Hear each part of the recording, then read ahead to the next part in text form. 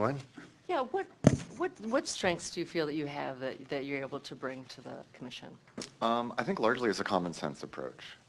So it's an interpretation of the zoning code that's strict when it needs to be, but allowing the human element and some of the pre-existing conditions, especially in some of our older neighborhoods where the code doesn't exactly fit one-to-one like it might in some of our newer developments. And so bringing that kind of balanced perspective and working hand in hand with the other board members to arrive at a consensus. Sure. Anybody else? Yeah. Roger.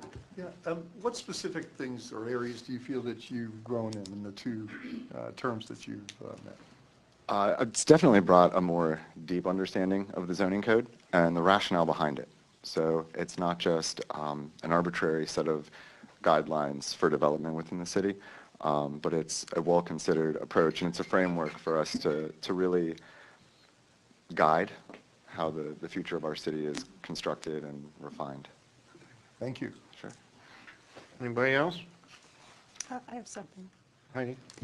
Have you had the opportunity to participate in making recommendations for code changes? During my first term, there was some of that back and forth among the board members, and in the most recent term, we have done some collaboration with the Planning Commission and the Architectural Review Board in the early phases of the code review that's going to be going on. Yeah. Thank you. Sure. Further? Okay, thank you for applying. Absolutely. Thank you all. All right, next would be Dave Mail. Dave is seeking appointment also? I am. Dave Mail, 521 Pioneer, Kent. And And I why? was looking for reappointment. All right, is that it? Hey, what do you want? Oh, we're I've gonna served on the zoning- Maybe we'll have some questions. I've served on the BZA for 9 years now. All right. I helped rewrite the zoning things we have now. We have found those are in error. I know coming up is going to be a major revision of the zoning code, which would be kind of fun to participate in. I also sat on the Kent Charter Council along with Robin and some others. And I just think I bring a perspective to it. As Jonah said, you know, rationality is really what the zoning board is. There is a zoning code. If you stay within that, you never come before us. So all we are after is people who are absolutely violating the zoning code that want an out. And with the older way that the city of Kent is designed as far as setbacks and backyards, it'd be wonderful if we had a gridded city that was built in 1970, but we don't. And if we did, it wouldn't be Kent anyway. So, questions? All right, questions? How's the neighbor to the west? Does he comply? Pardon? How's your neighbor to the west? Does he comply? I helped him build a garage, but he hasn't gotten chickens yet, so I'm just sort of waiting for Working on that. that. I think you don't have to worry about I think your dog is almost livestock, but I watch it. Yeah. All right, are there other questions? Anybody else? Okay, thanks, Dave. Okay. Thank you. Okay, Paul Selman, he was asking to be reappointed, but he currently is going to withdraw, but is currently serving till February, through February. He's done then, right? February All right. 6th is this last day. Peter, is Peter here? I don't see him. All right, moving on to the Community Reinvestment Housing Council. Audrey, you're up. Name and address for the record and why you want to be reappointed. Audrey Kessler, 1638 South Lincoln Street, Kent.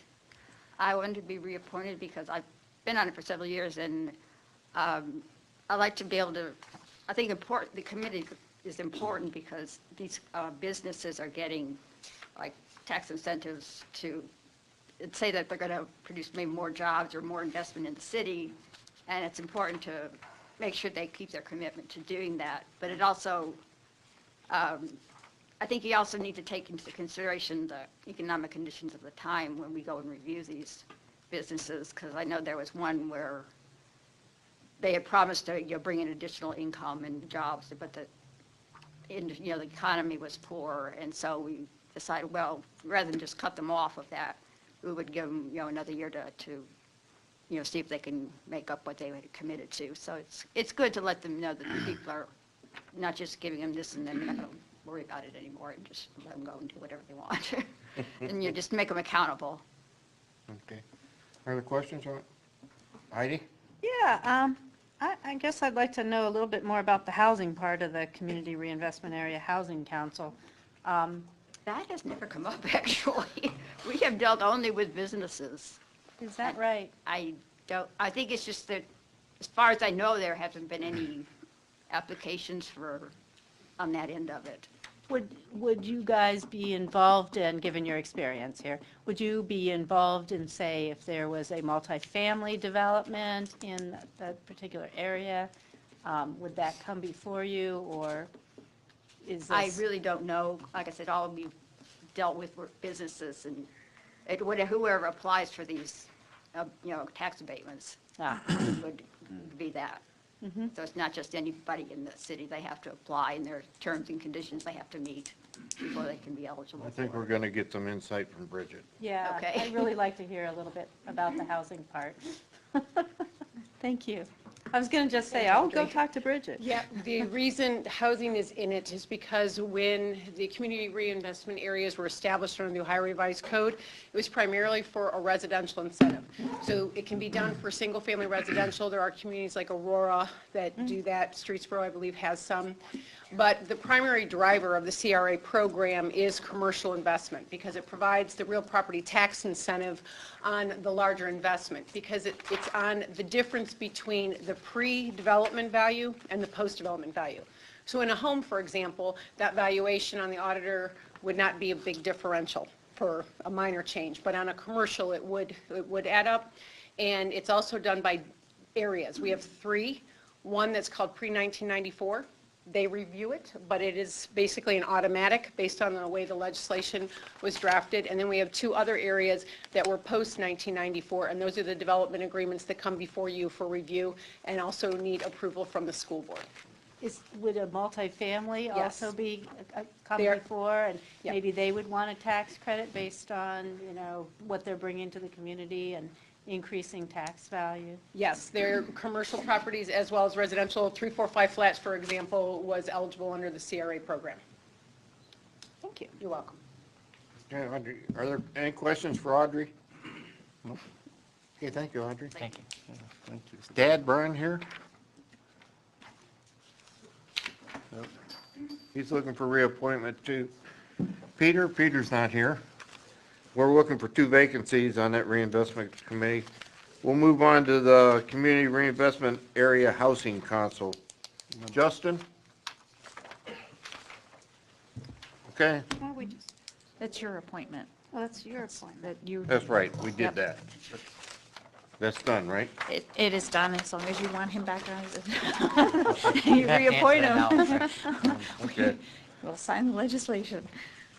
Parks and Rec Board, Kim? Name and address and why. You're reappointed and we're looking for 1 vacancy. My name's Kim Ball, and I live at 1530 Elizabeth Courts in Kent. And I had a 3-minute fully prepared speech for you, so you just sit back, but I'm going to reel it in just a little bit. So I have had the honor and privilege of serving on the Parks and Rec Board for the last 6 years. I served a full 5 years, and 1 year of my predecessor's 5th year as he left. I was appointed to his spot. So I'm not a lifetime Kent resident. I've been here for 25 years. Although I have a son who's a 20-year-old who is a lifetime Kent resident, and it's because of him that I'm standing here now. When he was a little dude at Franklin Elementary and Davie Elementary, we took advantage of Parks and Rec as a little kid. Before school, after school, summer programs, holiday programs, gosh, sports, you name it, everything. This kid was into it. And year after year after year, we stayed involved with Parks and Rec. Finally, he got too old and got into high school sports, and that's when I thought, wow, I've got all this time on my hands. I'm not running to all these weekend things. He's getting a driver's license. That's terrific. But I wanted to give back. I still wanted to participate. So that's why 6 years ago, I stepped forward and said, hey, there's a spot open. Why not take a shot? So I did, and it's been a great, gosh, learning experience from this point. I have learned a tremendous amount from 6 years on the Parks Board. Every time I sit in that seat, every month, I learn more. John's a fantastic director. He's got a terrific staff. They do all the hard work. They do all the work for us. I'm part of a team of folks, and gosh, what wealth of knowledge they have, and I learn from them all the time. And they're the ones that answer questions for me. I'm the newbie on this team, but I've learned a tremendous amount, and I really do appreciate it. So I want you to consider me again for reappointment for the seat. Okay, questions? Yeah. He ignores me all the time. Biggest opportunity and biggest challenges coming over the next 2-4 years for the board? Biggest opportunities are, I would have to put, working with Kent State University. Since we had as you know, we had a vote come up on the last election, or a year ago, November, for a new Parks and Rec. Wellness Center. Yeah, the Wellness Center. Well, that failed. Huge, boy, did I learn a lot from that. We learned that we had gaps and holes everywhere. Well, that was our first opportunity. But Bev Warren stepped up and said, hey, what about a partnership? What about doing something? Let's get talking. So we've been able to do a few things with some of their facilities that we're getting into, and I believe there's going to be a lot more opportunity coming ahead with that. So I'm looking forward to getting my fingers into that and learning more. And challenges, I'm sure that's a challenge in and of Oh, itself. challenge. Yeah, that's going to be a that's going to be a fun challenge. Let me put it that way. It's going to be another learning experience. I don't know a whole lot about what goes on at Kent State and their facilities. I know that my son played basketball there when he was a little dude. With Parks and Rec, sometimes we had to use their facilities. But actually getting in and negotiating the contracts and understanding how that whole piece of it works, I don't know anything. That's going to be a whole learning opportunity for me. Personally, my challenge. Thank you. How do you feel about senior programs? Are they adequate, or could we use more? Well, now that you mention that, On that era? I'm going to be one of those people in a couple of years, so my interest is really peaking. And right now, I think we're falling a little bit short on the senior programs. We've got the silver sneakers, we've got a lot going on. I think our opportunities with Kent State are going to broaden that opportunity with us. I understand there's some paperwork floating around where there might be some county opportunities in the future. I just read an article about that was as part of my board packet this past month. So it's that funding piece of it is new to me as well. But it's something you think it's worth working on. I think we can do a little bit more work with that. All right. Anybody else? All right, thank you. Thank you. Neil Dukes, is he here? Neil, come forth. Name, address, and why you would like to be in this position. Hello, I'm Neil Dukes. I live here in Kent. I've lived here for most of my life. I've been a part of the Kent community, and I've been around. I have kids that's been in Kent, and they go to different sporting events. They've been a part of Kent Parks and Recreation for many years. I've worked with a lot of different individuals around Kent to host different events, basketball tournaments and things that helps bring inspiration to my community. And I just really want to just be a part and start doing my part and helping out with the community. I have a very open mind and a very loving heart, and I love my community. So I just willing to give some time and effort to my community. Okay, Heidi? Yeah, if you don't get Parks and Rec Board, would you be interested in possibly going out for any of the other boards and commissions, you know? I'd be definitely willing to take it under consideration, yes. Okay. Thank you very much. Anybody else? Gwen, you're on. Go ahead. I have two questions. Are your children still school age, or are they? I have a son that's in the middle school. Yeah, I have two sons that are in middle school and a daughter that's in elementary school. And they're all in Kent City schools? Yes. Okay. And what is it about the Parks and Rec Board that that interested you, that made you apply for this board rather than some of the other vacancies that we have? Personally, I love sports, and I believe that a lot can be learned through through sports, teamwork, hard work, work ethics, and things that can camaraderie, and that just can bring a lot of kids together and their minds together. And I think that just being a part of that, and I love sports myself, so therefore I could have a decent opinion that goes into some of the things that could come up. Great, thanks. Roger. First of all, Neil, this is great that you've applied, and we appreciate that. From your perspective, what do you see the strengths of our Parks and Rec Board, or our whole organization is right now? Some of the strengths I see is community and parent involvement. Whenever I take my kids to a lot of different events, I see parents that are there cheering on, no matter the score. They're there. They're cheering on the kids, and I enjoy it. I see the love and the joy that the parents have for their kids just being participants in the sport. So, and whenever I've been to different fundraisers and stuff, the parents and the community always show up. So it's like that's a very key asset that I think that can go well and that I can be a part of and help grow with. Thank you. Anybody else? Okay, thank you. Would you call the clerk tomorrow when you have time? And somebody asked a question if you'd be interested in some of the other committees.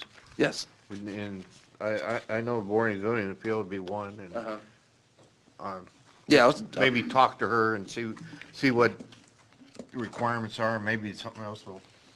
Sure will. And thank you. All right, thank you. Okay, we're Planning Commission, one vacancy. Judy, are you here? Come forth. You're a new member, or asking to be a new member? I am asking to be a new member. All right. Name and address and a little short reason why. My name is Judy Shaw, and I live at 1215 Fairview Drive, have for the past 2 years. I want to give you a couple of overviews. You have my resume, and so if you have any questions about that, I'm happy to stand and deliver, but I wanted to just point out a couple of things that I think are special that I can bring to the Planning Commission. First of all, about Kent, we have lived here for 2 years, but my allegiance to Kent goes back 32 years. When I'm going to cry already. When I married one of your native sons, my husband Bruce Shaw, in 1986 at the Methodist Church. We spent many weekends here with his father, who was retired from the educational administration staff at Kent State University, and we lived in New Jersey, so we learned the route back and forth pretty easily. But we appreciate the magnificent changes that have taken place in Kent over this past 32 years. It's absolutely phenomenal, and everybody in this room should be thanked for what has happened. It's really great. We just really wanted to come home here after we retired from our work in New Jersey. While I was in New Jersey, I had the pleasure of working at the New Jersey Department of Environmental Protection for 20 years, and then I was at Rutgers University for 8 years. And while I was at Rutgers, I worked on an initiative called the Sustainable Raritan River. And it was focusing on the fact that 97 municipalities all share this resource, 11 environmental organizations all do their best to help out, but that there was no coordination. And people know my reputation at the department, and they said, "You want to do this?" And I said, "Sure." So I not only had the pleasure of doing that, but I also was able to publish a book about the Raritan River and show people that this is the New Jersey we're talking about. It's not the highway, and it's not the turnpike, and it's not exit 8A. It's a beautiful piece of America. And I'm delighted. I'm now writing a book on the Cuyahoga, and I'm delighted to see this because I have been inundated with information about how wonderful this river is, and I hope the water trail is a great success, and I hope they go on for federal designation. My planning background, I did earn my PhD in environmental and urban planning at the Blaustein School of Planning and Public Policy at Rutgers University. And I also served for 3 years on the Morristown, New Jersey Planning Board. But probably more importantly, I was designated as a practicing planner in New Jersey, licensed as a practicing planner and a member of the AICP, which is the American Institute for Certified Planners. But my work at the Department of Environmental Protection obliged me to work with communities, to work with pretty many angry communities who were facing environmental issues and had heard from so-and-so that such and such, and they were all going to hell. And I ended up having the pleasure of being the person who said, I'm from the NJDEP and I'm here to help you. But I was hired by the department to work on risk communication, which was fundamentally getting the science translated into plain English so that we could have some dialogue. And it was based around people listening to each other and understanding each other and recognizing when there were conflicts that didn't need to be there and trying to work on common goals. I understand the complexities of good planning and the need for a strong municipal commitment to planning and the people who live in the good city of Kent. I'm a university kid. My father was a professor of rhetoric and public address. I was born in Oberlin, grew up in Charlottesville, Bloomington, Indiana, lived in Ann Arbor, lived in Grand Forks. Now I'm glad to be home in Kent. Proud to be a university person. I understand the importance of working together as a team with the university and creating value for each other. And I work well with academic partners.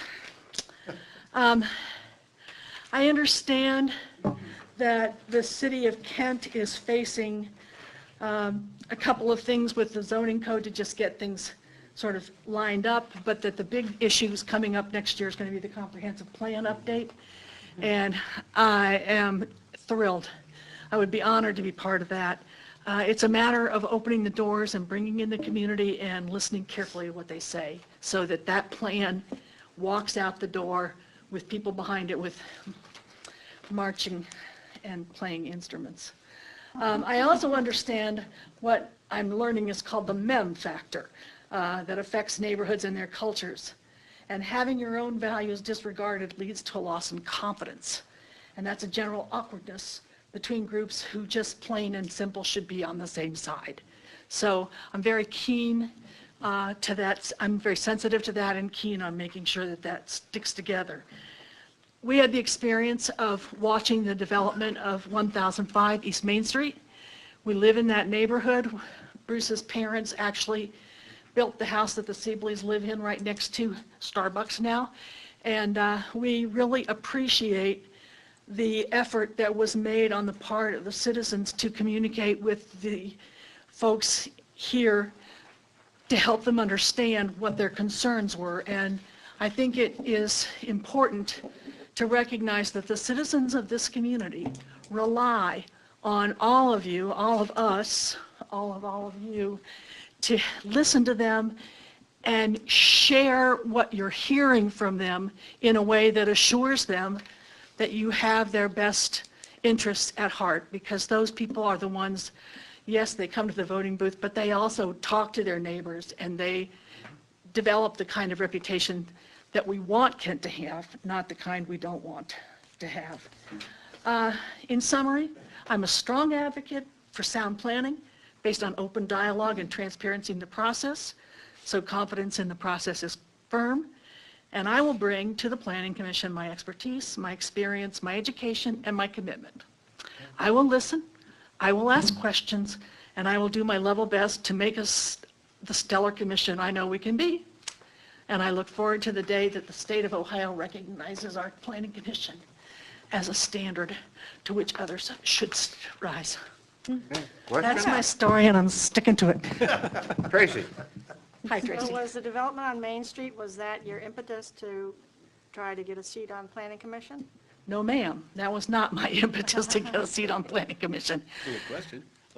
I'm a planner in my soul. I work with the University of Akron Research Foundation, and we are working right now to preserve water quality in Lake Erie, to get dredge out of the rivers and get it beneficially reused.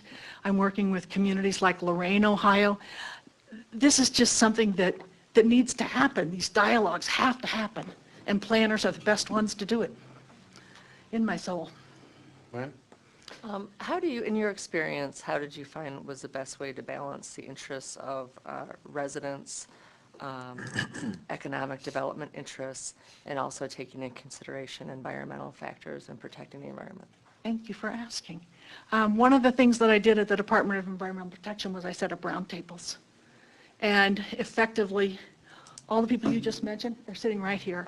And we had a roundtable once a month on an issue where we had lawyers for the opposition, people from the department, people from the communities, economic people, business people, and everybody else talking to each other. So I would say focus groups, coordinating task force. I have the pleasure of serving on an advisory group that I think is called the East Main Street Advisory Group right now. But it's very important to get them engaged in the conversation. And most importantly, to reflect that you were listening. So that's my experience. Roger. Well, you answered one of my questions with the East Main Street. I was curious Okay. about your thoughts about traffic and pedestrian safety, but obviously you're working with that again. Yeah, I noticed you had Morristown, New Jersey planning that for 3 years. And what was one of your biggest challenges in that particular? Biting my tongue? Oh, yeah, be careful. I don't want to put you on the spot. But. No, it was always interesting because I brought to the table a lot of experience. And so when people would bring up a problem and they'd say, well, that's easy, let's just do this, I was the one who said, well, let me ask you one question. And then there was a more intensive discussion, and we generally wound up with a better answer. But it's always challenging when there are people who, respectfully around this table, who think they know the right answer, and they're just doing this pro forma so they can get through this because they did it, but they already know what the answer is supposed to be. And those people are great challenges. But everybody's got a good part to them, and you just focus on that and bring it out. Thank you. Thank you. Heidi? That's partly what I was going to ask was, how will you deal with the limitations of the position? I mean, I think we should just hire you on staff. Besides that, of this particular position, I mean. Well, thank you very much. And the lack of knowledge of the other participants, you kind of answered that kind of, but the limitations, you may not be able to get to plan the whole city. You have to deal with what comes to you. I recognize that. And when there are issues that are larger than something the planning commission has to deal with, we'll have to find other channels. But basically, the answer is the limits are there in order to keep it structured and make it move forward. And I'm good with that. Thank you. I don't want to shout. Anybody else? Thank you. Thank you. Maybe thank you for the education. Yeah. Thank you all very much. All right. Melissa? Huh? I feel like applauding.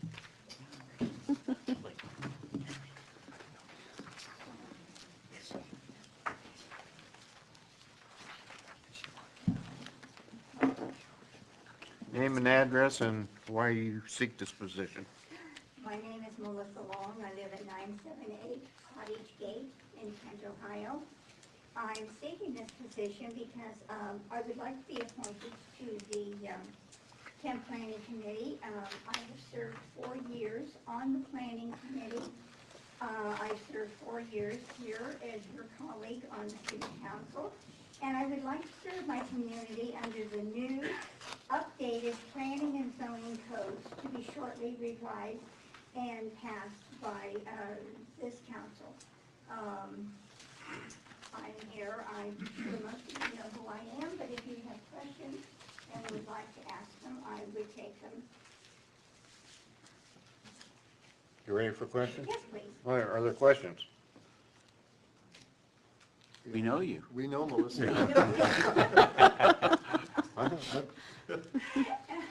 Okay, unless you got something to add. I have one. Oh, I'm sorry. Gwen. What do you feel are some of your strengths that you could bring to the commission? What strengths I bring to this position? Yeah, what do you feel in particular that you have that you could add to the commission or that you could bring to the commission? Probably my experience. My experience not only in this county, but in the county where I came from, where I served on the city council there for 12 years, and I was the city mayor for 4 years. I have seen the city from planning up to administration. I know how a city works, and I know how a city should operate. And I do believe that planning commission should be a prerequisite for every elected official in the city, because planning commission is where your root of what happens within your community come. Without the planning commission to be able to set the tone of your community, there is no community. Okay. Anybody else? Okay, thank you, Melissa. Okay. Christopher? We have a Christopher here? Name and address and a little brief reason why.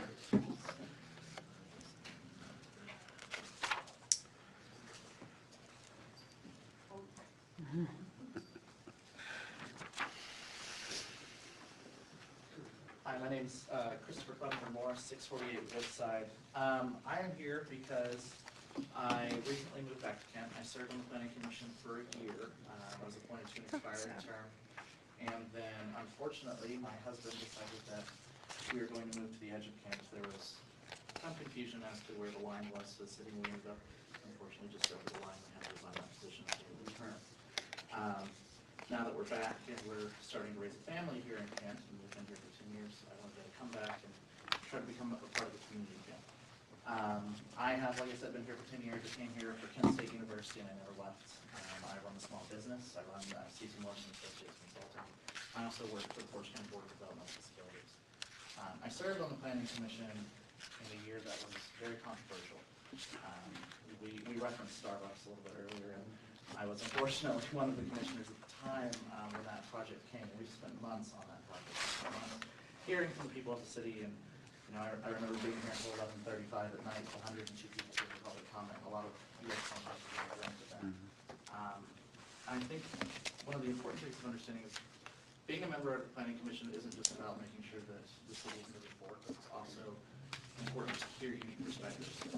We heard from a lot of people at that time about changing neighborhood and their concerns, and we did everything we could from sending the plans back 3 separate times to make sure that they would fit the needs of the city, that we were protecting our trees, that we were protecting the livelihoods of the individuals in that area. And I think I bring a unique perspective, having gone through that process.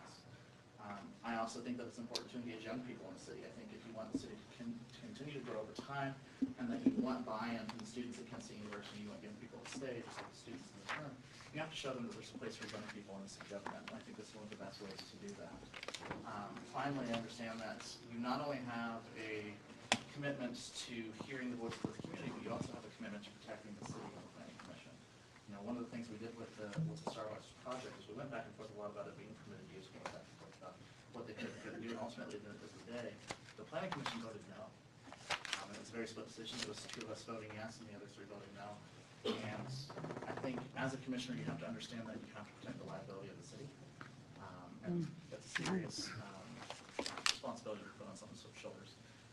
I feel at a disadvantage here, honestly, because there are 2 amazing women here who have amazing amounts of experience. And if I'm not selected for this position, I will definitely come back to the city and seek another appointment, because I think they're both overly qualified. But I hope you will consider me. I did spend a year on the commission. I would love to come back. I think I bring a unique perspective having gone through that experience. I think it's important to have a on the commission, so I hope I have your support. Okay, thank you. Are there questions? Mr. Turner?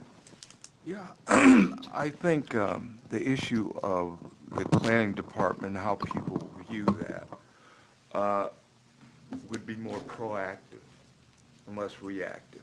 I think that perhaps has been one of the issues when they're talking about planning. How do you feel, or what do you feel that, how does the commission actually have the capability to work in a more proactive way with neighborhoods, identifying areas that aren't currently on the, or in the pipeline. How would you deal with that issue? To be honest with you, just had a situation occur where we're looking at a business moving in, the community reacting to that, and reacting, and like most of them do, because of much more intensive use of property. Right. How would you go about dealing with that so that it would become that the people who live in these neighborhoods understand that if, you know, in the planning process, how they have to be ahead of the curve on something like that? Well, I think to answer the first part of your question, I think a lot of what the Planning Commission does is reactive. You have to wait for certain things to come to the commission before you can comment. But at the same time, I think a lot can be said about looking at the community, looking at how some of our properties are zoned and saying maybe certain areas are a good use for something and certain areas aren't. You know, the Starbucks issue, for one, there were a lot of concerns because you were putting this large business and this traffic and this noise and this population of students into a rural or into a residential space that was small and it was quiet, and you're changing everything. And I think it was a shock to a lot of people in that neighborhood. And there was also the concern with the trees. You know, as a tree city, we want to save those trees. But I think a lot of people, unfortunately, in the city don't realize that they have a voice until it's too late. They don't realize until you're in a packed room of 102 people saying, oh gosh, what do I do to save this plot? Oh gosh, what do I do to save these trees? I don't want my life to change because I've lived in my home for 35 years and it's going to be different.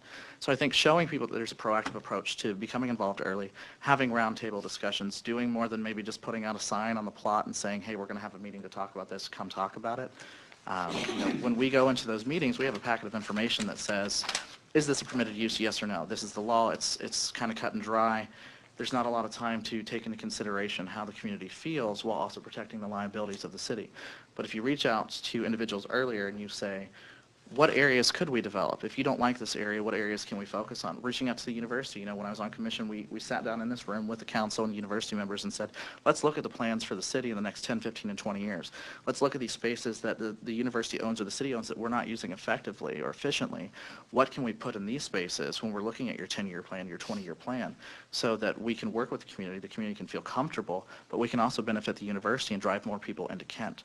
So I think it's making sure that individuals understand that resources are available, understanding that they have a voice, and understanding that they can become involved in the process earlier. Working with local businesses to say what was effective, what worked for you, what didn't.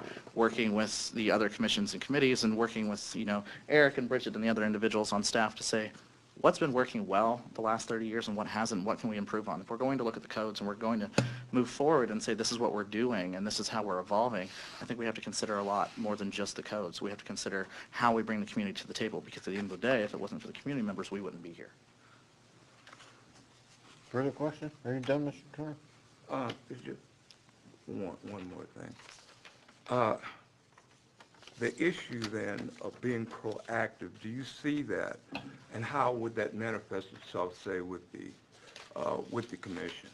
Do you feel it's appropriate even to be ahead of the curve, identifying lands which are currently listed for sale, or the probability that they might be sold, and how that could possibly impact the quality of life of existing neighborhoods?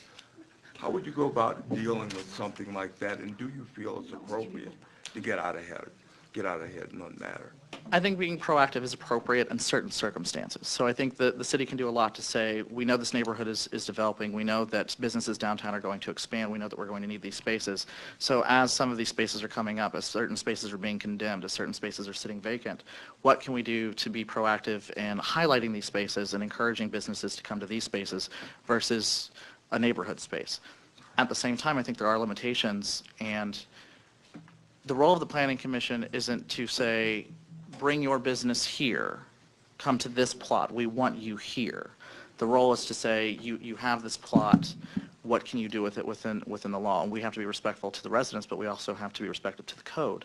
I think a lot of it relies on the city manager, and it relies on the staff to say, how do we get businesses to come to Kent and approach these areas while also respecting the people that we have here. Can we be more proactive? Yes. But are there limitations? Yes. And I think you have to be respectful to both the growth, the economic growth of the city, but also the rights of the citizens.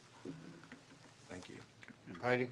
Yeah, I'm enjoying your perspective. I just want to say, if you don't get on the Planning Commission at this time, you know we keep your resume on file. Sure, we'll explain that process, or application on file.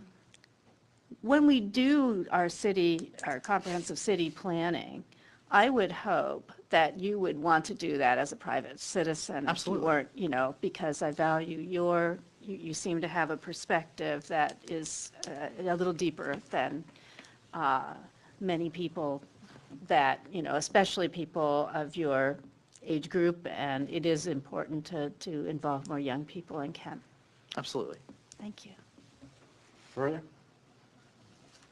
First, I was just wondering one thing. Yep. You only applied for the planning commission. There's a lot of parallels with the Board of Zoning Appeal. That didn't appeal to you, or? It's not that it didn't appeal, it's that I loved what I did on the Planning Commission. All right.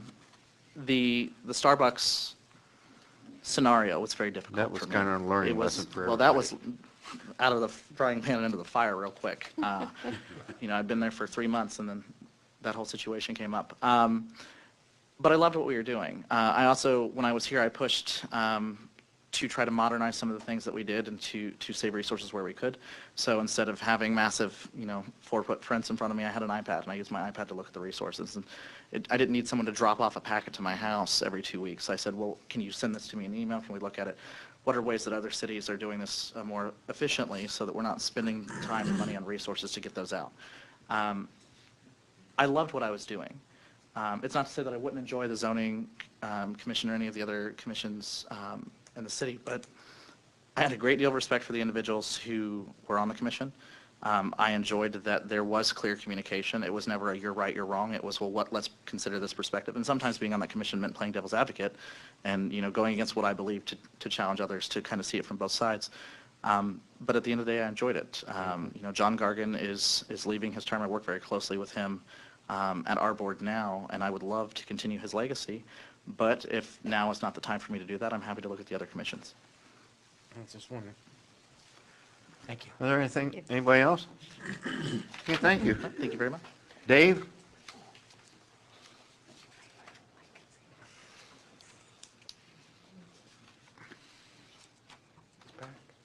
After that, I feel I'm superfluous.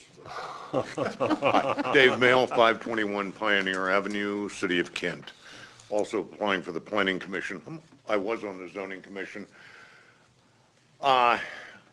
As far as my resume goes for stuff like that, I'm old enough that I've planned a lot of things. I put in satellite ground stations for the National Security Agency. I worked in the NRO. I put in overseas field stations for the Navy.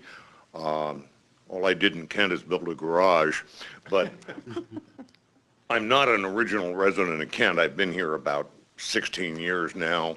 I do intend to stay here. I even have Bissler's on speed dial, but the Board of Zoning Appeals is like getting an allowance. You do what you need to do when people bring it up. The Planning Commission is like getting somebody to manage your 401k. What you do in the Planning Commission may not have any outcome today, but it does affect Kent. When I first got here, the Downtown Planning Commission, downtown Kent, Main Street was just starting. And I participated in that for about a year or so and then got involved. That sort of kicked me into going into the Zoning Commission. But the genesis of things like Acorn Alley came out of that Main Street Kent organization when it first started. And obviously, Acorn Alley has been a huge success. The planning of that, the city helping those people, and it worked out. That's what the Planning Commission can do. Yes, one of the things that helped kick me into really getting interested in it was Starbucks. I don't know if Starbucks is going to be the Gethsemane of Kent, but a lot of people got really interested in that. And my son lives over by there. And I think I think a lot of people said, well, the planning commission could have done this, the planning commission could have done that, the planning commission should have gotten better lawyers. So it really turns out the planning commission does a lot, the city does a lot, whose lawyers do a lot is the thing, and that sort of binds your hands when you get into that. And I think that's too damn bad. And the planning commission sort of needs to look at that sort of thing and say, and we do in zoning too, you know, what are you going to get, what is going to lead to good decisions and what is going to lead to litigation. The two are not necessarily mutually supportable. One of the reasons I wanted to be on the planning commission, as I said, is because I intend to get buried in Kent, although I don't have a plot yet, but that'll be sort of what happens. But I'm going to live here a long time. My grandchildren and my son are going to live here a long time, and I want to see what happens. I don't have academic credentials in that. My academic credentials are in Navajo and history, so thank you very much. If there are any questions, I would gladly entertain them. I always have answers. Any questions? I guess not. Thank you, Dave. Thanks, Jerry. Paul Selman was the other one. He's withdrawing. So Parking Action Commission, there were 2 vacancies open. Nobody applied. If somebody wants to, they have to be a downtown business person, my understanding, to be credible to apply for that. All right. With that all said, we'll vote on the 19th. And for you Roosevelt students, if you wonder what we just did, we have a lot of boards and commissions that are basically the foundation of the city and what goes on in the city. And these are all board members that work without pay, but they come with a lot of knowledge, and that's what helped us out. So, over and done with that. Next item on that is authorize a resolution to support the ODNR Cuyahoga River Water Trail designation. Who's going to do that? Yep, Mr. Idoni's making his way forward. But while he's getting there, just a reminder, next year is the 50th year, sort of, I guess, anniversary, if you call it that, of the sort of the last time the river was really burning badly. And the river has come a long way since then. And there's been a number of books written, documentaries. It's actually kind of a best practice for how to recover an industrial river and restore the aquatic life and the recreational life. So this is just kind of a little piece of that, and it's kind of a great way to usher in the year. There's a group that's working to try to create this water trail designation, and John's been meeting with them, and he's here to tell you about it. Okay, thank you. I have some brochures here. I don't have enough to go around, so if you're not interested in one, you can share.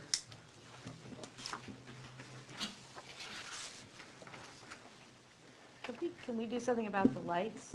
Yeah. Big glare. Bridget knows the light system. Okay, the mission of the Thank Cuyahoga River Water Trail partners is to improve and promote access to the river, use of the river, to develop it as a valuable tool for economics, recreation, tourism. The Cuyahoga River is a symbol of many people's efforts to clean up America's waterways. Famous for catching fire, the Cuyahoga River is now sparking excitement. The proposed Cuyahoga River Water Trail will take advantage of these new opportunities. So it's time really to turn something negative into a positive. The Cuyahoga River drains 812 square miles, which is a very, very large watershed. While it only contains 3% of the state's land area, 15% of the population lives there. So there's a lot of population. You know, everything that goes into that drainage area eventually makes it into that river. So highlighting the importance of the river is something that this project will do. A water trail is really, it's a kind of a new concept where we're used to the idea of trails on land. But the idea of a water trail is to actually identify access points, to map it, and to create educational opportunities. Once we go through these steps, we're hoping to get designation by the Ohio Department of Natural Resources and eventually get national recognition.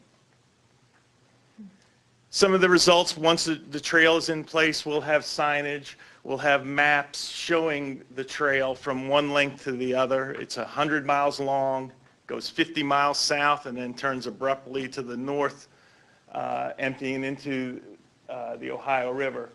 So the maps, education will be much improved.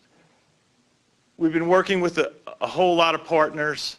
All the cities that kind of abut the river, a lot of the park districts have come on board to help support this effort. We did receive some funding from the Akron Visitors Bureau and the George Gunn Foundation. That's helping provide the resources to do the mapping, website development, and branding. We've also been meeting with stakeholders over the last year, and you can see some of them here, from friends organizations to state and federal agencies. So the Cuyahoga River Water Trail, it really varies greatly from one end to the other. You know, we've broken it down into 5 distinct categories. The first is the scenic section, which runs from Burton to Lake Rockwell. The next section is the heritage section, where Kent is involved. Another 10-mile section. A smaller section is the gorge section, which is very unique with the whitewater experiences there. And then a large section goes through the Cuyahoga Valley. And so that's the 4th section. And then the last one is a little play on our history here, is we're calling it the burning section.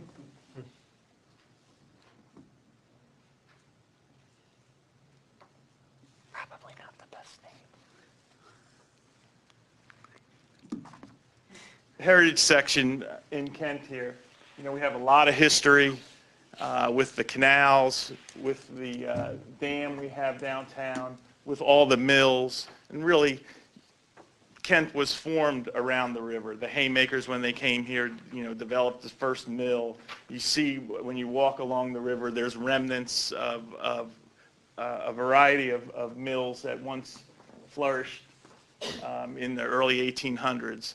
The other important factor is the transportation aspect of the Cuyahoga through Kent, and the P&O Canal system connecting Akron to Pittsburgh.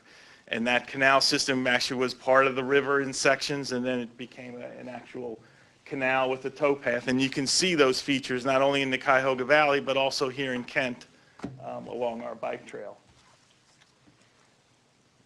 We'll develop mappings, and one of the things is to look at access points. And mapping is a really key component of that, because the river varies so greatly from one end of the river to the next. So this information will provide what type of experience you're going to have, what are the safety precautions, what are the potential hazards in that area, are there any dams or any low-head dams or any potential problem areas. We also, you know, our section of 10 miles, we have the most access points developed than any section. So we're really, I think, in a 10-mile stretch, we have 10 access points, public access points. So that's really something to be proud of. A number of the benefits, you know, education and stewardship. I mean, we work with Kent City Schools, do a lot of work during River Day. All the 3rd graders take a hike on the river. We have ODNR come down each year. We do fish shocking, give them an idea of actually what's in the river and how clean the river has become since the dams have been removed. Stewardship opportunities. The city, you know, hosts a couple cleanups, and a lot of communities along the Cuyahoga River do annual cleanups to remove debris from the river. Increased recreational opportunities. You have, you know, high school crew groups working in the ship channels up around Cleveland, and we have, you know, the fishing opportunities really have expanded along with the whitewater experiences. Blue-green trail connectors, you know, that's something new. A lot of the water trail is, right alongside it is a hiking bike trail. So there's all kinds of opportunities for connections between the hiking, biking experience to paddle some, and then get off your in an area. Some of the liveries give you an option where you could ride your bike along the trail to get back. So those are great blue-green trail connections. And little quiz here, but does anybody know which bridge is from Kent in there? The one with the kayaks is down. Bottom right, yep. Whitewater Paradise. In Kent, during the seasonal flows in spring, we have high waters where we'll have class 1 and 2 rapids, sometimes up to class 3. And in the gorge area through Cuyahoga Falls, there are actually class 4 and class 5 rapids. So that's something that is really unique to Northeast Ohio that was really, I think, under the radar for a lot of people. You know, you're used to going down to West Virginia or to Ohio Pile, or to drive 3 or 4 hours to get that whitewater experience that's really right in our own backyard here. So this water trail will help promote that, not only as a regional area, but also for local use. The historical and cultural wonders, like I said, you know, a lot of history around the shipping channels in Cleveland and in Kent also. You know, our dam in Kent has historic significance. It's the only remaining arch dam that's connected to a lock in Ohio. So that's, you know, all of them have gone by. You know, there are still arch dams, but none of them are connected to a lock. So we have some interesting historical opportunities there. The environmental benefits, you know, they're actually the trail and preserving that corridor in the riparian zone helps the wildlife situation. We actually have a river otter in Kent now that was never here before. So a lot of exciting wildlife potential. Economic development up around you know, Cleveland. Metro Parks has a taxi that they're running. There's a private development that's now facing the river rather than turning their backs to the river. And just the whole livery operations. We have a joint venture with Kent State at the tannery, and there's also 2 other private liveries that are operating out of Kent. So it's a growing economic opportunity. Some of the guidelines for designation is, you know, doing this planning, meeting with local governments, developing a logo and brand, and we're working on all those items.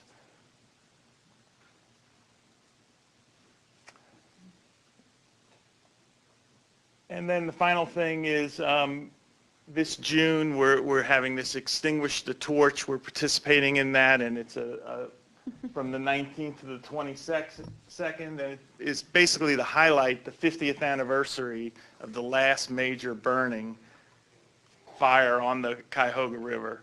And it's kind of taking a play on that to extinguish that fire and to come up with so we're planning a community event here on the 20th. We hope to have the designation by that time to highlight that. Looking at doing some type of festival, possibly on the Main Street Bridge and down at Heritage Park. So there'll be more information with that coming in the future.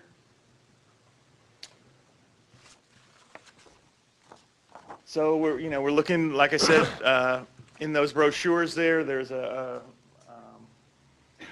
email address on there, the info at Cuyahoga Rivers. If you're interested and would like to support this, we're collecting letters of support and hopefully council's resolution here.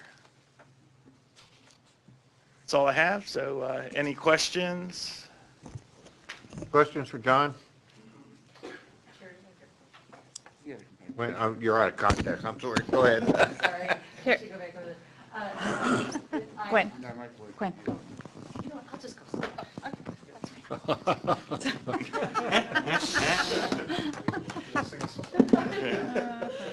Sorry. John,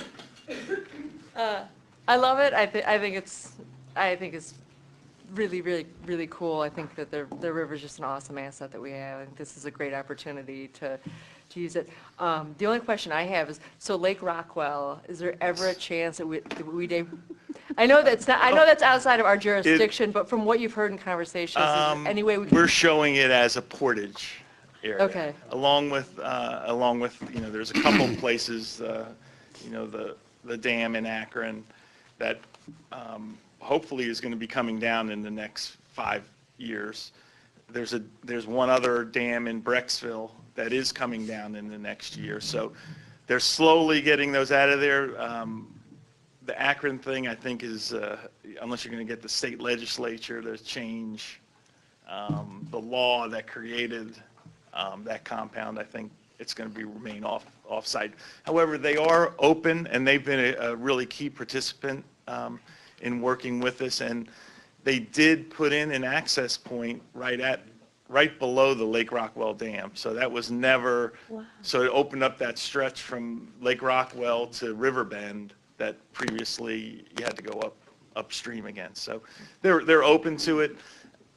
I can't say it will never happen, but I think it would be more of a legislative thing that would kind of force that hand. Okay, thank you. Further, Gwen? Tracy? So then, there's going to be constructed portage around Lake Rockwell, that is that what's, that the plan is? There's a takeout point before it, and then there's a put-in place before. So. And I think it's really neat that we just, at the last council meeting, we put into committee looking into developing our downtown river section as a river park. I think that's really neat that we did that. Thank you. Further, Tracy? Jack? Yeah, this is a no-brainer as far as I'm concerned. This is fabulous. But so I understand the process, John. All of these communities will go try to get their council support, and then will be submitted to the state of Ohio for designation. Yes. Okay. Thank you. Roger? Great. And then that designation will open it up for financing, right? It should open up funding opportunities. If you're funding a project on a designated trail versus one that's not, the way they do point systems, it will be an advantage for that. Will the ODNR have control over this, or will it be? It's basically, we have managing partners, so there is no budget for these managing partners, so it's basically everybody kind of managing their own sections. But we're trying to create some continuity on what's available and trying to really give people an understanding that you have restrooms at this place, the paddle is easy. Or if there's maintenance issues on that section, then to be a clearinghouse for there's some hazards, a tree fell down and is creating a pinch point or something like that, can be reported and then hopefully taken care of. Okay, thank you. Hey, Heidi? I want to know who's spearheading this? Whose idea was it? It's been talked about for the last probably 10 years. The National Park Service has really gotten on board with it, and Andrea Ireland, who's their rivers, trails planner, has been helping kind of coordinate the group. But the National Park Service has really, I think, did a 180 from where it was maybe 10 years ago, where because of water quality issues, they discouraged canoeing and kayaking through the national park. Now they're opening that up. And they're very keen on seeing it get the national designation also. And they're looking at actually even developing some access points and encouraging paddling in the Cuyahoga Valley National Park. So that I think has been a big turn and a big positive. Yeah. Ed, Heidi? Garret? So it's a state designation for the water trail that you're looking for. And Yes. you just implied or mentioned Yes. that they're trying to make it a national designation? The next step would be to make it get national designation. But there is a designation at the national level already? Yes. Oh, I see. There is not for ours, Right, but not there for are ours. there Yeah, are I national understand that. water trails. Yes.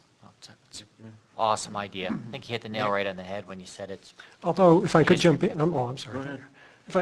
There is Kent, the Cuyahoga River is one of 7 American heritage federal designations, so it actually has 1 federal designation already. Any other questions? Anybody from the audience have any questions for John on this item? Seeing none, back to council. We need a motion to authorize the resolution. So move. Second. Heidi? All right, we'll go with Jack. Who seconded it over here? I did. Jack, do you have anything to say on your I motion? just think it's a great. Any other discussion? Seeing none, all in favor signify by saying aye. Aye. Opposed, same sign. Okay, thank you. Thank you. That's it for committee, of the whole community development. Gwen, I think you're on. John's not here. How about that? Okay, you're up. Oh, boy. We're going to have to help You're gonna have to walk me through this. Okay, we'll be all right. We'll get you there. All righty, Let Bridget talk, you know. We'll take care of the whole thing. yeah, I'd really like Bridget to come up and speak to this point, if she could, please. The subject is authorize amend the Title VII Housing Code rental leasing. This is really a housekeeping issue. In 2017, the Ohio Fire Marshal made changes to carbon monoxide detection in certain classifications of buildings. It was adopted as part of the Ohio Building Code. So with regards to what the fire department and the building department do, we follow state codes, so that's all already there automatically and will be part of that process. But because we have a local housing code that deals with the rental licensing, we had to make sure that we included those carbon monoxide detection requirements within the confines of our rental licensing programs. So the amendment to 1365.03 is to include that language specifically to residential rental units. So, Any questions? All right. Roger. So Bridget, this is just housekeeping kind of a Correct. thing. Basically, we actually had in the local code pretty stringent carbon monoxide Right. detection requirements for the rental licensing program, but we wanted to make sure that we were reflecting now what the state code did, so we were pleased with what it did. I did have one typo in my draft that I sent you. I included the word classrooms, which we are going to remove because this is specific just to dwelling units, but everything else will be the same. Out of curiosity, Bridget, was our code language stronger than what the state had, or are we now similar? We are now compatible. We were stronger than what they had. Oh. We're requiring it in more locations than what had been previous. So I think what it was is there wasn't a lot of specificity in the fire code, and this brought this up to current standards. And interestingly, this is one of the few that actually applies to existing and new. It's not, so for us, for rental licensing, it works because we're in there on an annual basis now and we'll be able to do that. Most codes usually apply from built now and forward. Okay. Thank you. Yes, Tracy. So our rental licensing is just about up and running now? We actually have all the forms ready. We have identified the first ones that will be going out. We expect to hear crickets, but that's okay. We have plans. We do have one of our code enforcement officers out for a health issue for a little bit, but the mailings and everything will be going out. We anticipate starting out with probably about a dozen a week. Simply because we also have other code enforcement responsibilities and we really only have one additional staff person to do it. Once we get the system up and running, we hopefully will be in more units per week, but we're shooting for about a dozen a week. So all rental properties will need a carbon monoxide detection? Correct. Thing. Those inspected by the Community Development Department as well as those that are currently being inspected by the Health Department. And you can get these at Lowe's? Yes, and they can be battery operated. There is language actually in the code that's very specific about if it's not hardwired and stuff like that. So really, it is an easy fix. It would be something that I think a property owner would want to do regardless, but we do have the requirements. And if you look at the section, it even talks about the qualifiers, and all of this is specifically from the Fire Marshal Code. So section 915 of the Ohio Fire Code. And since we do want it to be in effect for 2019, I would like it with emergency, please.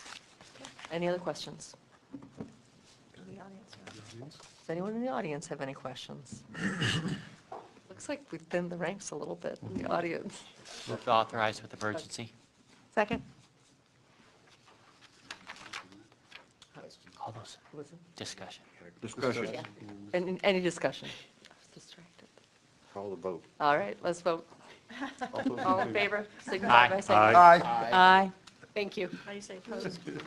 Is there anybody who's opposed? No one's opposed. All right, good. Health and safety, Mr. Amrhein. Yes. First thing on the agenda for health and safety is to authorize renewal of a Portage County Public Defender contract. Dave? This is an annual, using Roger's language, housekeeping item. We partner with the Portage counties to handle our public defenders' work. Although Hope is welcome to do it if she wants, but I think she's going to renew. She's asking for your approval to renew that. Yes, and it looks like for the past, since 2016, we've spent less than $2,000. These fees represent indigent defendants that need representation by Portage County Defenders, Public Defender's Office, and by law, we are required to pay for those costs when the section that they're charged under is under city code. So these are, I think it's going to come in 2,000, maybe 2,500 next year, I'm guessing. And that's fairly low, I think, for public defender fees. Okay.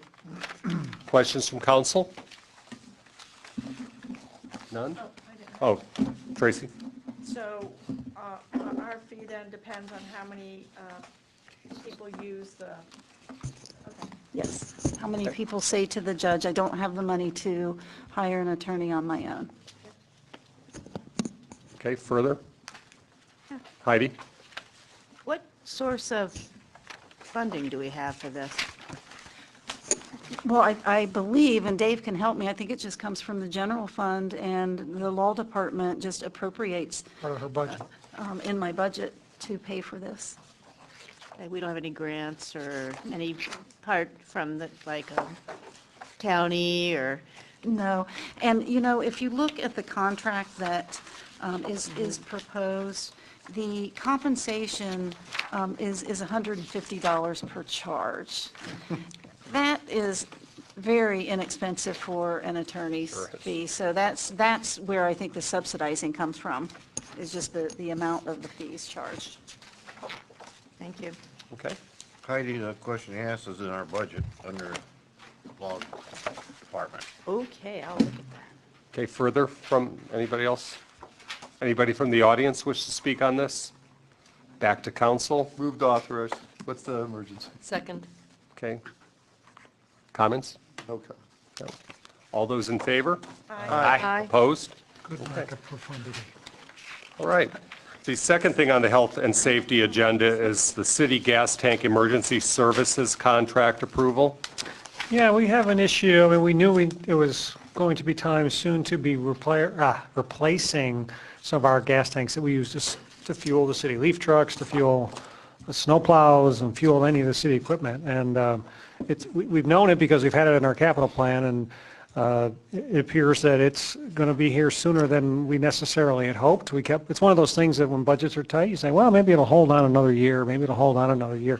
It's been in the cap plan, but it turns out now that it is holding on, but it's letting water through the top of the tank that's getting into the fuel, and that fuel mixed with water doesn't do great things for your engines. And so central maintenance is now starting to say, hey, you're kind of paying through the teeth and we're hurting our equipment. And so it thus became a bit more of an urgency. And so with that, Melanie and her staff have been working on lining up some options to look at in terms of the final solution. But in the short term, we want to stop this from getting in, and we want to look at some temporary tank arrangements. So that's what she's here to sort of explain to you.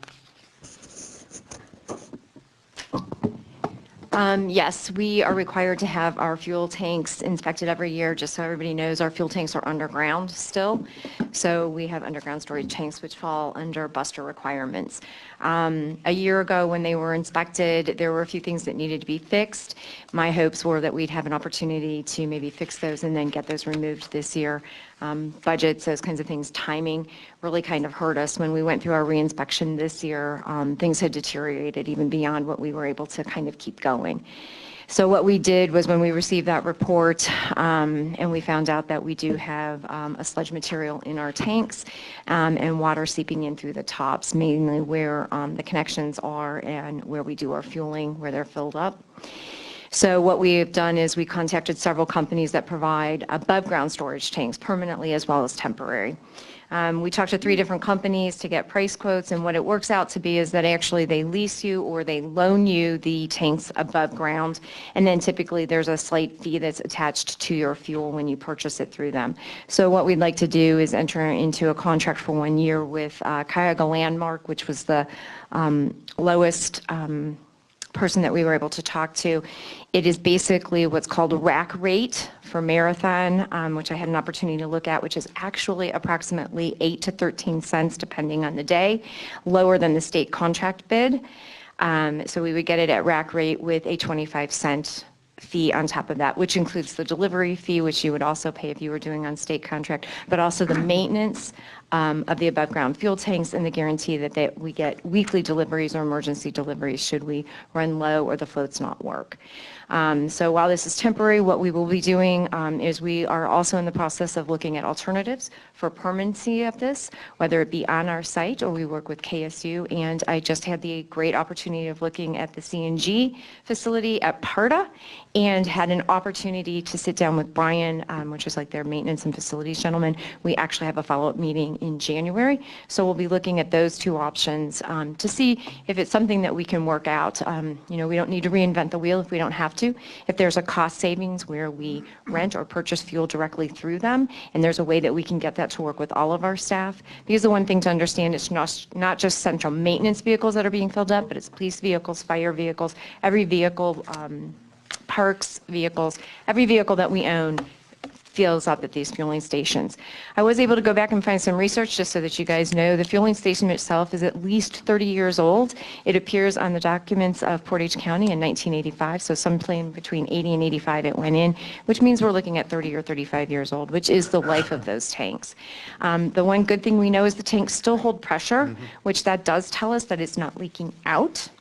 So that part right now, we feel fairly confident, but we don't want to wait any longer. That's why we'd really like to remove the fuel from that, what's in there, get these tanks set up so that then we can begin the process of eradicating and removing those tanks from the ground as well. So those are the things that we have in place, and we'd really like to get moving on this as quickly as possible. Thank you, Melanie. Questions? Tracy? So I know you're looking at doing above-ground tanks permanently also. What are the advantages and disadvantages of underground tanks versus above-ground tanks?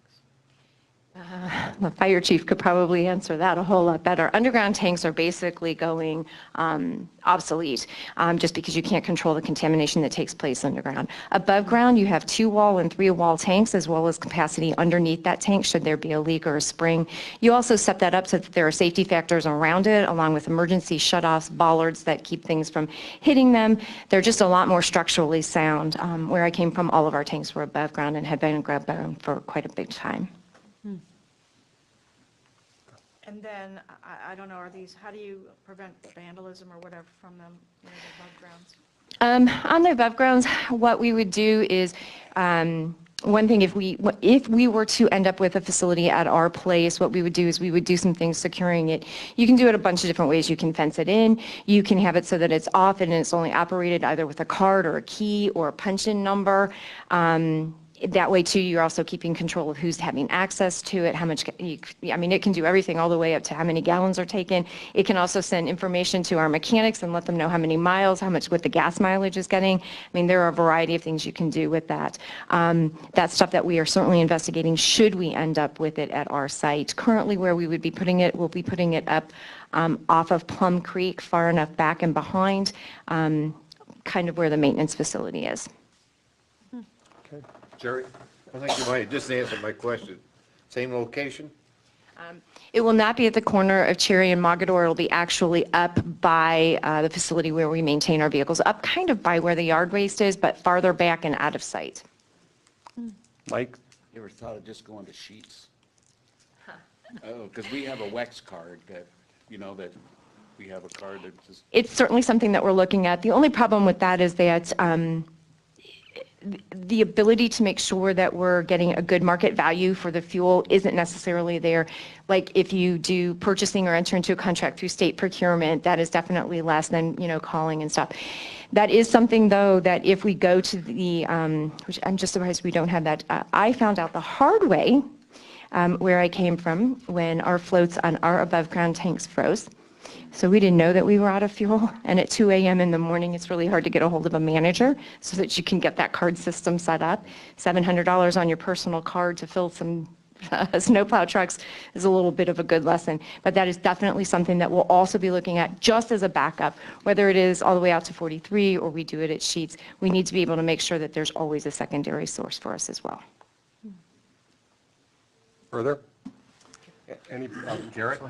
So we'll eventually dig up the tanks at Cherry and Mogador there? Or? Absolutely. Absolutely. We want to get those out of the ground as quickly as possible just so that we can ensure that there is no contamination or any problems that we would have to take care of. Heidi? Again, I want to reiterate, it's still holding pressure, which is a good sign for us that there should not be anything leaking out. That was one of the benefits that we did find from our report. Heidi?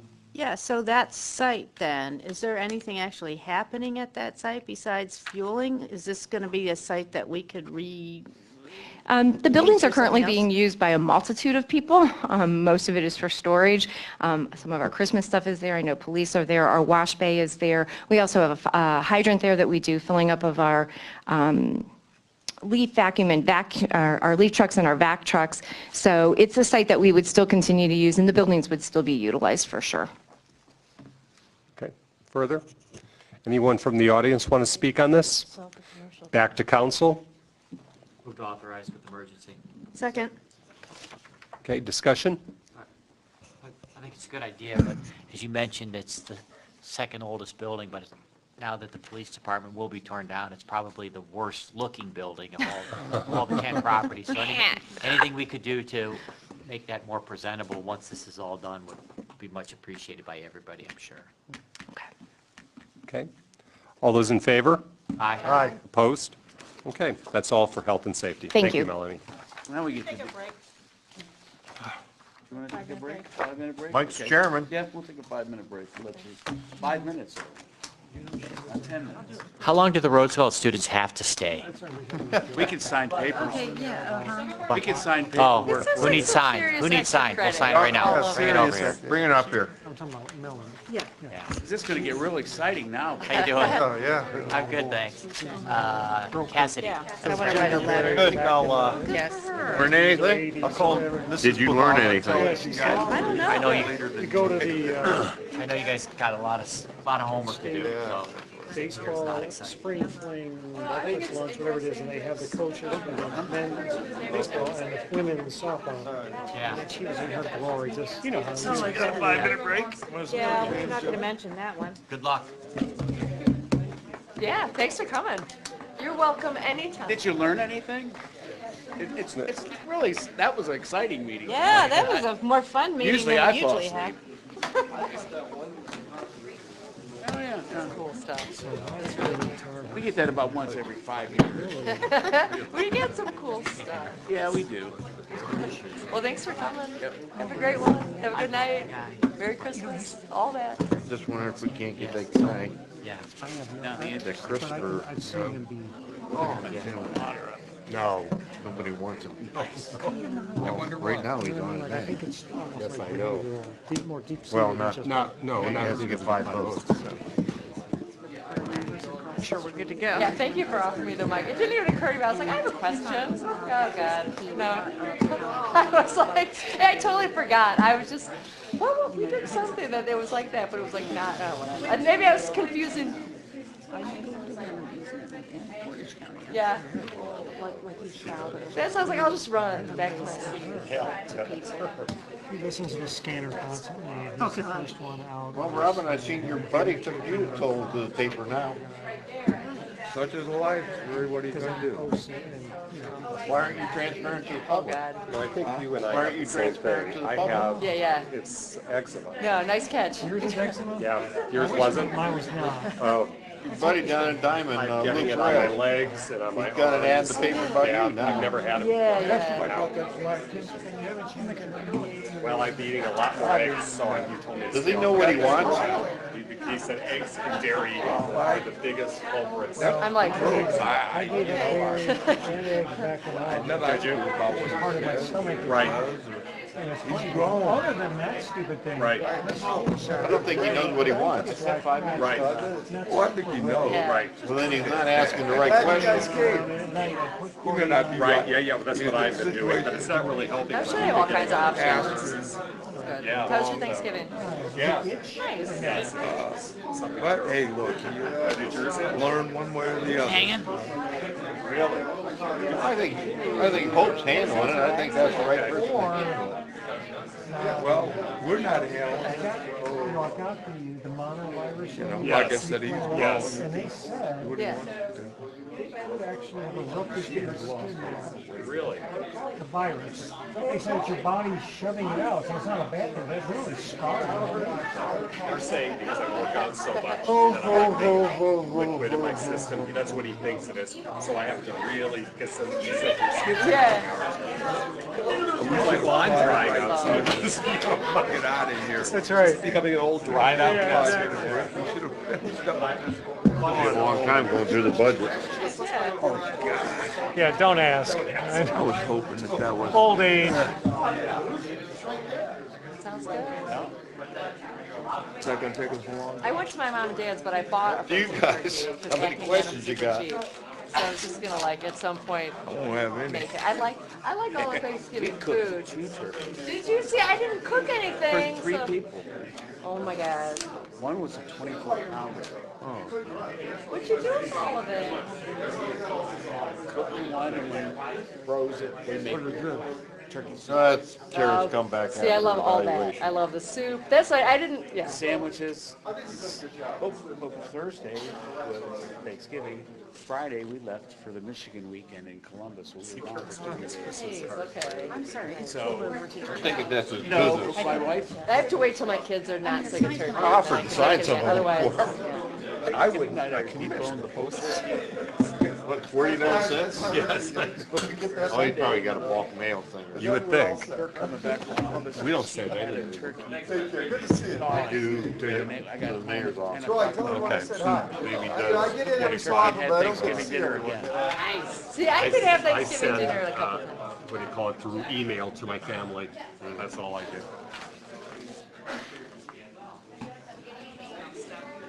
Hey, Melanie. So what's wrong with the Christmas lights they won't light up downtown? What? What's wrong with the Christmas lights they won't light up downtown? It was so beautiful. The first day I drove by in the looked morning, it was dark all where it says. just beautiful. But that was the only Yeah. time that worked was the Yeah. first night. So Somebody blow a fuse or something? Or? right, yeah. Brad was going to go down and look at it, but I never heard. I asked him, and I never heard I back think from we him. usually just, maybe there's nobody here, but Maybe it just got unplugged. Billy Carver's here. They'll have a lot of plugs. Yeah. He's not smart. That happened at the gazebo. Yeah. The kids were walking around the gazebo and kicked the cords, and it didn't come on. So I'm down there. Oh, yeah.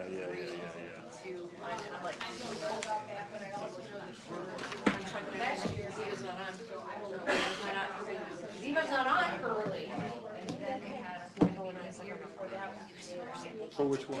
I don't care what we did, unplug something else. Have a gazebo on. And then it came on. No, some kid But so. kicked the extension cords. No, it's just the The intersection lights up there. Is that a poinsettia at the top or whatever that just? And all the lamp posts down Main and Water. Through it real quick. None of them are on. Yes, They're not. Is No, Dave lamp ready? posts are on, but the decorations the are. decorations are. Lamp posts are on decorations. Yeah, well, we'll do it any which way that Dave wants to do it. You know I'm a stickler for the order of exactly how it should be. Yeah, I said, I'd be like, pardon, hang on, that doesn't seem we've right. seen you. Headed off the He was talking to me. I would have had it. I would have had it Just all tell one of the down, guys. but- I did bother her there. Yes, I will help you out. Like, I had it. You know what those are? For everything, I don't care. Those are from the 1960 decorations down. Yeah, The bells, they were hanging up in the intersection. 1960. Some, yes, I do. Dave will go through this pretty quick. You know, That would be That's wonderful. great. I got them. I went up to Manaway and got them. Somebody had them up in Manaway. I knew who had them. where's Heidi? I thought maybe the Historic Heidi, let's Society go. would want them or something, but Listen, I would rather they do it. Let's go, you know how Dave use 'em. talks. That's perfect. but there was a thing on Facebook He just goes on and on about of numbers and showing stuff. Maine and Manaway. He'll be okay. They were hanging up. Really? I don't know what I did with that picture though. I've got one, I You- think. Are you officially hit? Are you ready? Are you live, Mike? Hang on. You gotta, you gotta I cut think I more than have that off there. Come on. But I got them if you want them. Here it is. I'm confident in your It's the ability. center bills. It's not the two smaller Really ones. pointed questions. I do too. Very specific. You want to do it this year? That'd be great. Yeah. All right, I'll get 'em to you. Where are we at now? Budget? You wheeling and dealing over here? All right, Trying to give away some Christmas decorations. I'll call Yeah, this, that's Finance Committee, and we're gonna do what? Oh, the budget. Yeah, just a little thing. Motion to approve. Move to approve. Okay, go ahead. Okay, so, We'll do yeah, the Wayne Wilson way. Motion to approve. well, we'll take that. I can't make a motion. I feel obligated to give you some remarks. We do appreciate that it's a thick book, and you typically have not expected us to go page to page with it, although we always are willing to do that. I can tell you, we could save a lot of time, because most of it really doesn't change all that substantially.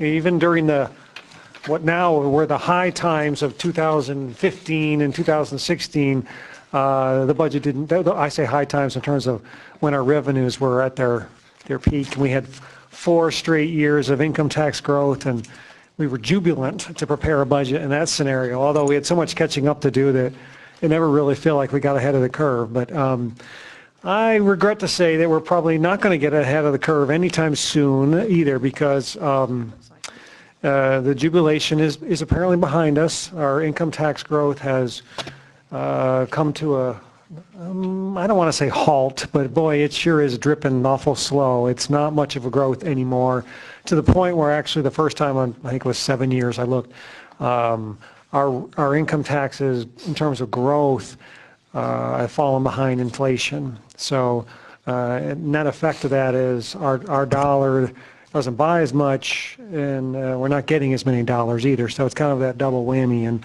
as a result of that, the budget doesn't have a lot of bells and whistles. Not that Dave Coffey would ever let us have a budget that has bells and whistles, but even in his loose years, it was pretty austere. But these are particularly austere times again. I mean, it's here's the thing I can say, and most of you are kind of familiar with this concept, but cities run kind of in business cycles, a lot like businesses do, and it seems like we kind of around every 5 years or so, things start to hit either highs or troughs. I think we played a part in maybe accelerating ours. I mean, we came out of the Great Recession, we made a bunch of investments, and we came out a little ahead of the curve, and that sure was fun. Fun from a city's perspective, I think fun from council's perspective too, because it took a lot of stress off the annual budget. Remember, we had years where employees didn't get raises and so forth, and so we were glad to be able to resume kind of a normal trend. And truthfully, the good news is, even though the trajectory of the income tax is now sort of flatlined, we're still better off than we were. And I don't want this in any way to sound like an alarmist or panic. There's no need to panic. It's just a little less fun to present a budget under these kind of circumstances. We still have better reserves than we've had in a long time. We've got, our debt ratio is exceptional. It's very low. And we still have things happening. There are still investments being made in our community. They're just more incremental. Hopefully, if Kent State really gets rolling on some of the construction activity that's planned, that'll give us those temporary boosts. We always are happy to take those. So it is not a doom and gloom scenario by any means. It's probably just back down to earth after after a few years in the upper stratosphere for us. I mean, and we were able to make some progress during those years. We've caught some things up. You made some investments in things like 3 new firefighters. And again, even those things were certainly not luxury items because we did them in a business, based on a business decision whereby, hey, you know what, we're paying an awful lot in overtime because we're keeping our staff so tight. And by investing in the new people, we've seen that overtime turn around. And it's significant. And then the only kind of really new thing that you're going to see in this budget tonight is taking 3 part-time dispatchers. So the 911 people, that's a tough job to do part-time. The chief explained was it's hard to get people part-time, in particular because they were never intended to be assigned certain time slots. They're kind of the backfill. Well, it's a 24-hour service. So this week I need you in the day shift. Next week I might need you in the night shift, or tomorrow. That's tough to hold people in those jobs. That's just a hard lifestyle. As a result, we were always using a lot of overtime. And so the chief's been making her pitch for a couple of years, and she finally convinced us that now's the time to make that investment, make those full-time positions. And I think that'll, again, like the fire department, not only improve the services, so we're getting better service, but it should also, in the long run, hopefully balance out for us financially, too. So even though we're asking for a higher investment in that regards, I think in the long run it's going to come close to paying for itself. So, so that's kind of the big picture. You know, as typical, those of you that know Dave, and his strategy is always to kind of take a very conservative position on all our finances, and we have every expectation that we'll outperform his projections in terms of the expenses, because we do anywhere from 10 to 20 to 30% sometimes. So I mean, it depends on the years and how innovative and creative we get and how lucky we get, let's be honest. Sometimes things happen in the course of a year that we don't need to spend as much money on. But we'll continue to work on that, outperforming the expense projections, and hopefully, if we are indeed lucky, or if we're smart enough and make some strategic investments of our own like we did the last time we were in a similar situation financially, maybe some of those investments will make a surprise bump in our income taxes or any of our revenues. So we've made good progress. Your utility funds, as you've already heard through the capital budget, are holding steady. We've got some long-term issues we'll have to address in a couple of those. And but again, those, by doing what you did with those utility funds, you took a great deal of the extra burden off the general fund, which was always the one that was sort of the greatest exposure to the ups and downs of the income tax cycle. So from a portfolio perspective, Garret could understand, you know, we've diversified. We've done you, in conjunction with the staff, have done a really good job of diversifying sort of on both sides of the ledger for us, which ensures better stability and, frankly, you know, resiliency. That was the one word that I kept thinking in my head, that what's different this time compared to the Great Recession in terms of flatline revenues. We have a much greater resiliency built in thanks to the decisions and the work that we've done together. So I hope that means it'll translate into a sustainable budget, a much more sustainable budget. So those are all good things, I think, to hear. Yes, your income taxes aren't where any of us would like to see it. Every month I wait for Dave's report, and so far it's not, we're running out of months. I keep waiting for the good news. So with that, you know, obviously a ton of work goes into the budget document. I owe great gratitude to all the department heads, to Dave and his folks. They do a terrific job. Harrison has become a go-to guy in the office too, not only with the manager's budget, but with help facilitating and coordinating all this stuff. So I'd be remiss if I didn't sort of officially thank everybody publicly. And with that, I'd like to turn it over to Dave, and he can give you more of the details. Heidi has a question. I have a revenue-related question before we get into expenses.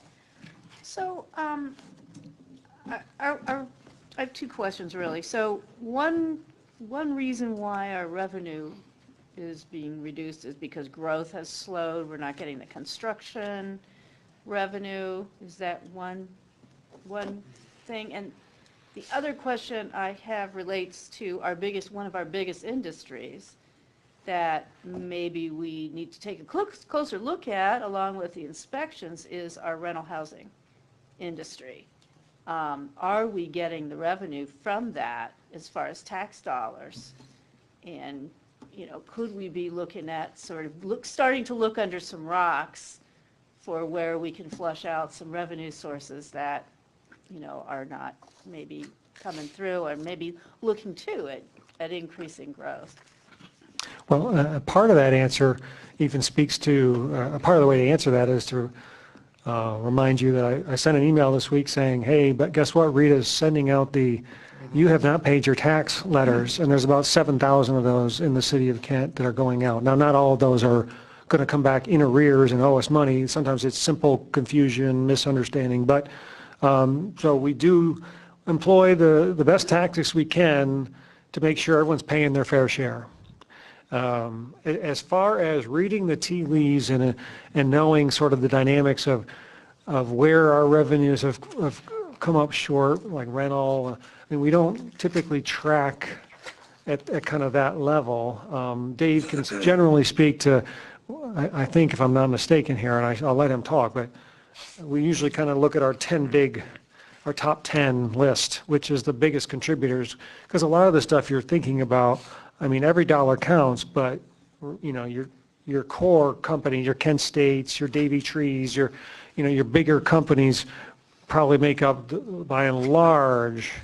So they're the ones who pay a lot of attention to. We love small business, don't get me wrong. But when you're seeing kind of those ups and downs, small businesses usually aren't as influential in that. It's usually something going on with those bigger guys. We've seen a little bit kind of hit or miss with those companies, so it is, I don't know if you studied it a little more than I did. Yeah, I would say, again, we have tried to look at this all year long so far to try to evaluate where the contraction, where the softening is occurring. And the one thing that is clear is that it is in our withholding segment of income tax remittances. It is not in the net profit. The net profit is essentially holding steady. So that would be in the area that I would think most of the rental properties would be reflected. So, and in looking through, like Dave said, we look at, actually we look at a variety of reports, top 25, largest variances, positive, negative variances. And while there's a few employers that jump out as kind of the, as significant, by and large, I would tell you that it's kind of a, I won't say death by a thousand cuts, but you know what I'm trying to say. It's a lot. It's spread very, very broadly, and so it isn't any one particular source. We do know we've lost, one of our previous top 10 employers, which we lost, which is of course notable. But without any question, it's coming from the withholding segment of our remittances. So, and again, at this point in time, we're down right at about 2% compared to last year. I mean, it's not a horrible number. That translates, I think in the total 2.25% is about 271,000. That's through October. But, we'll have to see what these last couple of months bear out. We don't, at this point, anticipate any significant turnaround on that. But, I think that the prognosis, and that goes into our forecast for next year, the prognosis for next year in income tax, really, while it's of concern, I don't think that the expectation is that we will level off, that we won't see continued decline. We're not seeing month-over-month decline. We're just seeing, year-to-date cumulative decline in that. So, so I don't know that there's any basis to assume that next year we will actually continue the decline. I think we will probably level out. And hopefully with some small increase, our forecast, we have a very, very anemic 0.5% projected increase in that income tax revenue increase. But I would also add that, that isn't our only source of revenue, obviously. I mean, it is our primary, but it isn't our only source. And I'd also add that we've seen progressively, our Kent State has been in the positive year-to-date comparison, but it's very weak. It's very weak by comparison to prior years. So just follow up, could we not look at our list of rental property owners that we have developed now and just make sure that they're paying taxes to the city? I mean, many of them are not residents. We can catch the residents, but, what do we know, how do we know what we don't know? Unless we have some checks and balances. I just thought maybe that could be one thing we could do. Well, I because- appreciate that concern, and, we'll visit a little bit with Rita and see what we could do to try to explore that further. I don't know off the top of my head what the, They extract probabilities from are. our community often, but they need to give back. There's a lot of services that, these rental property owners receive. And I'm no expert, and some of you might know, some of you who may own, the people that talk to me sort of anecdotally as rental landlords talk about very favorable sort of tax laws that allow them basically to show a loss. So I'm not countering you, I'm not suggesting, but because of that, I'm not sure how much we can achieve in that. Well, we could see who files. We can what? We could see who files and who doesn't file. Yes, no, that's true. That's true. Yeah, both your points are valid. I think, a lot of people do use that for a tax shelter. There's no question about that, I think. It's an easy write-down of tax obligation, tax liability. But certainly by the same token, we can take a look at, we'll try to assess what we can do to ensure compliance. And I think that's what your concern is. Well, let's get into this, and we'll ask questions later. I want to ask questions about this. Well, let him explain it first. Let him go through and explain the thing, and then we'll ask any questions you want. Is that the way we're going to do it? You're the chairman. I serve at your pleasure, so you tell me how you want to go, but. I wanted you to present it to us. I know everyone's, I just can't believe we're here once again already at the most exciting agenda item in the city's annual business cycle. But, here we are, and I'll take it any direction we can, but that's going to make a few. Take it forward. Pardon me? Take it forward. Take it forward, yeah. Yeah, let's go. We'll ask questions. Here all night. Yeah.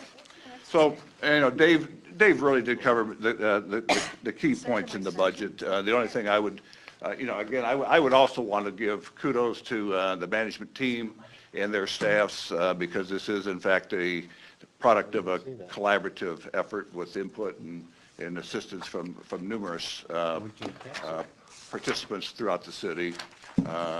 And I even got some cooperation too, so that was good. So it helps. I appreciate that. So yeah, once in a while we get lucky. You got to send this back to the press. You spelled Garrett's name wrong.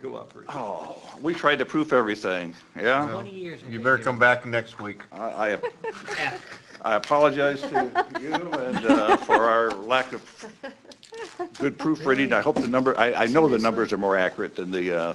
The names. Yeah. Okay. You've blown your credibility. I don't see where to go but down from here, so I'm not sure. I do think that the proposed budget for 2019 is it's a rather austere budget, and keeping in mind, where we are on our current revenue projections and so forth. It definitely will be incumbent upon the management team to continue to monitor our budgets very closely in this coming year. It's going to be probably more important than ever to ensure that that we are looking at it and take corrective action if necessary at the earliest opportunity. But hopefully that won't be the story that will be told in 2019. Again, it really is all largely dependent upon the actual income tax direction that we take, that we find ourselves in. So, but I would note that that one thing I think that was I'm pleased with in this proposed budget is that you will note that the O&M section actually has a 7.2% overall reduction from the previous year, which I think, again, speaks to the collective efforts of staff to try to trim where they can. And Owen, I mean, I obviously. I know I'm that sorry, is, but for the operations people and maintenance, operations and maintenance. That's why you didn't get the book. Fred wanted me to ask. Yeah. Fred asked. Okay, I'm sorry. We have basically three categories in the budget. One is the personnel payroll-related expenses. The other we call O&M, operations and maintenance. That's everything else in between. And then there's the capital expenses. So those are the three fundamental elements of the expense categories. So, I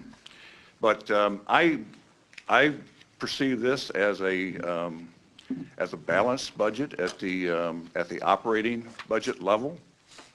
Obviously, as we talked about in the capital plan review, that we do have planned in the projects to rely on reserve fund balances in the various capital-related funds, so that will be spent down by design this coming year. But at the operating level, we are what I would call solvent and in good health at this point in time. So that's, I think, good news.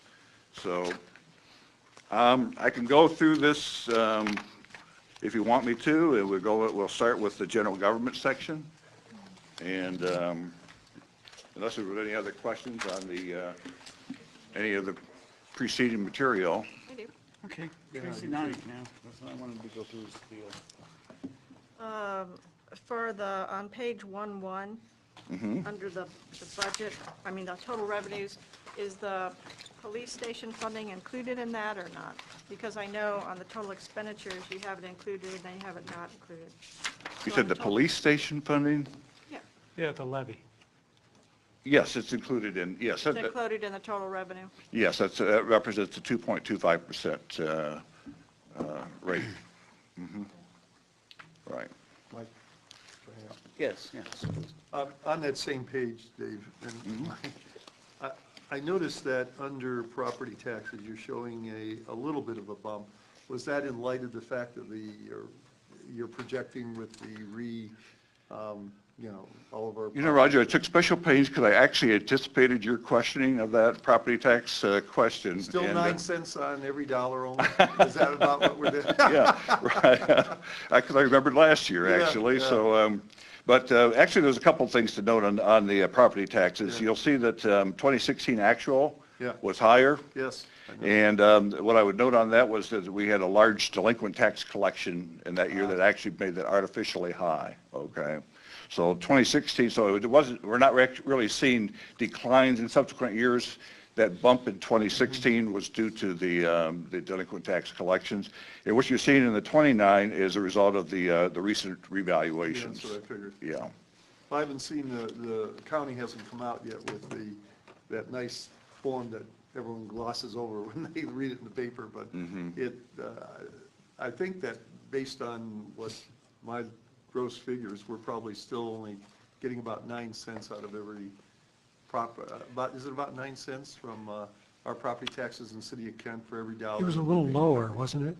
Was it a little lower than that? I thought it was Got it. 5 or 6 range. Look, I could go research it, Well, but I thought it was somewhere between 7.5 and... yeah, it was 9. much lower than most people think it is. Yeah, We know that for a fact, and I do believe it was under 10. Yeah. Oh, it's definitely under. Yeah, it's under 10 for sure. I can't remember the exact number off the top of my No, head, that's, though. but I think that that's important to note. I think that there are people in this community who still believe that because of the high property taxes, that the city's rolling in all that property tax money, and we really aren't, you know. Oh, gee, David, I didn't mean to choke you off. I'm going to kill him, I'm sorry. Well, I was just curious because I noticed you increased that a little bit. And I assume it was because of the reevaluation. Well, that doesn't help. Maybe we should- And that concludes our presentation for the budget. Hope you want to make a motion. Need a paramedic? Move to approve. Second. I'm okay. Do you have any of that Crown Royal? Tracy just moved to approve the budget, I seconded it. What, the whole budget? All right, let's go. I did want to talk about general government. There's a motion on the Pardon me, the budget. motion to accept it all. Yeah, we already, seriously. Yeah. Well, we've seen your health. Keep coughing, Dave. See, you're getting red in the face and all that I'm not kind of getting any stuff. younger. Yeah. See, I didn't have last year's with me, Dave, with all my notes. I kind of want to hear what he's got to say. Go to the audience. Hurry up, Mike. You gotta remember this. So hold your heart. Or I could do that, it's more my heart. Billy, I guess. do you have any questions? Okay. Motion to approve. Well, It's already made. It was already, she made it. That's Second. Jared. I can't. Say motion. You already motioned to approve it and he seconded it. Correct? Yep. There's a motion on the floor. All those in favor? Aye. Oh. I thought it was discussion, though. I would like a general overview of everything. I don't think. I would also kind So of I'm like to gonna hear. vote no for the motion. Well, we don't want to vote no overall, because then we can't bring it back to the floor. Well, that's what I said. I wanted him to go through this thing a little bit and the major, like, major I things. am But he recovering couldn't for even what, get- for he what couldn't it's even worth, talk. if you want me to. You got a motion on the floor, you got to deal with it. You can retract the motion. Can we retract the You motion? can withdraw your motion. All right, we'll withdraw the motion. Retract the motion and let you. We were doing it because we All thought he right. was dying. Yeah. That's a good record. All right, you're on. All right, you're back on, Dave. Is the way I see it. I blew it, didn't I? Just the highlights, please. I think we can do this rather expeditiously, however. In general government, I did want to make a couple particular notes of things that stood out. This year, you'll note a decrease in the law budget amount, and that is two parts to that. That's a reflection, on one hand, of the reduced outside expenses that we incur with some of our economic development and planning related items. It also reflects, and kudos to our current law director for less outsourcing that is being done at this point in time. So that really gave some additional relief in there, so. Dave, could I note that you indicated that the budget reflects a decrease of $35,600. That amount, after you took an additional $40,000 from me, is actually $63,874. Let it be noted in the record, yes, yes. That's why he said kudos to the law director. I can even count. Gave up something voluntarily, and then I squeezed her for more. Yeah, yeah. She'll learn. I know. But anyway, I'll take it for now. And then we redirected that money, that savings, $63,000. by strategically, actually, to the IT area of the city. And what I wanted to note there was that we collectively are striving for working smarter and trying to enhance our management tools and capabilities and knowledge. We talked a little bit about that in the capital plan, about the need to understand some of the things going on in the utility billing system a little bit more in more detail, and how much information, how vital it is to us being better managers. And so this goes hand in hand with that, that general direction that we're trying to take things, because we can't just keep working with more people and adding staff and doing this. We need to work smarter. And we've tried that every year, but we've also gotten by on a pretty thin IT capabilities overall. And so we're trying to ramp that up for these purposes, for the long-run sustainability of our budget. So that's all I was going to say about general government. You got that? Is anyone want to add anything? No, I'm Okay. good. And Dave already, and public safety, Dave already touched on it, but I'll just reemphasize the fact that really the pretty much same service level with the exception of police dispatch, the 911, And I would just add the emphasis that this is really a public safety issue. You know, Chief has explained to us the issue with the turnover and the, excuse me, retention problems and the constant turnover, and subsequently the full-time staff having to kind of pick up the slack. You're reaching burnout and diminished attentiveness and the like. This is not an area that we want to compromise on that. And as Dave said, we're eliminating 3 of the part-time positions because those really weren't successful. Replacing it with 2 full-time and one full-time records clerk in replacement of that. It's about a net, the gross difference is, well, the net difference is about $183,000 annual, but we hope to absorb some of that further through reduced overtime as well. But the public safety is by far the key there that we're achieving. Right. So, okay.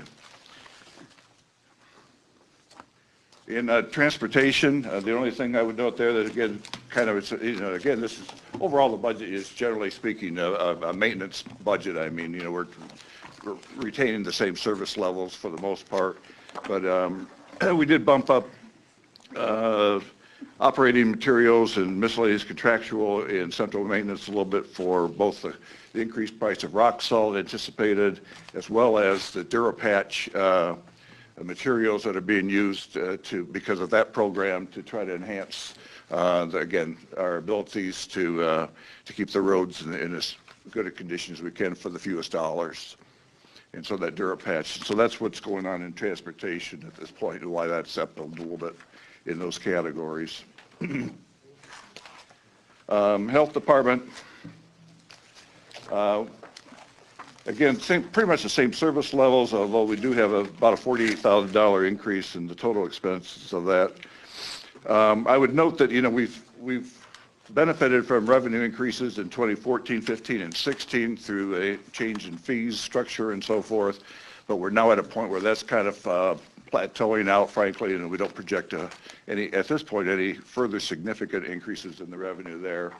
But at the same time, our expenses do continue to go up in that department, and kind of just in the for what it's worth category. We've been hovering around a gap between revenue generated and expenditures in health department of about $300,000. 2018 is about $340,000. In 2019, we're probably approaching $380,000 to $390,000 in the gap between revenue and expense, meaning expenses greater than revenue at this point in time. So, anyways, that's about all I would say on the health department. Leisure, Mr.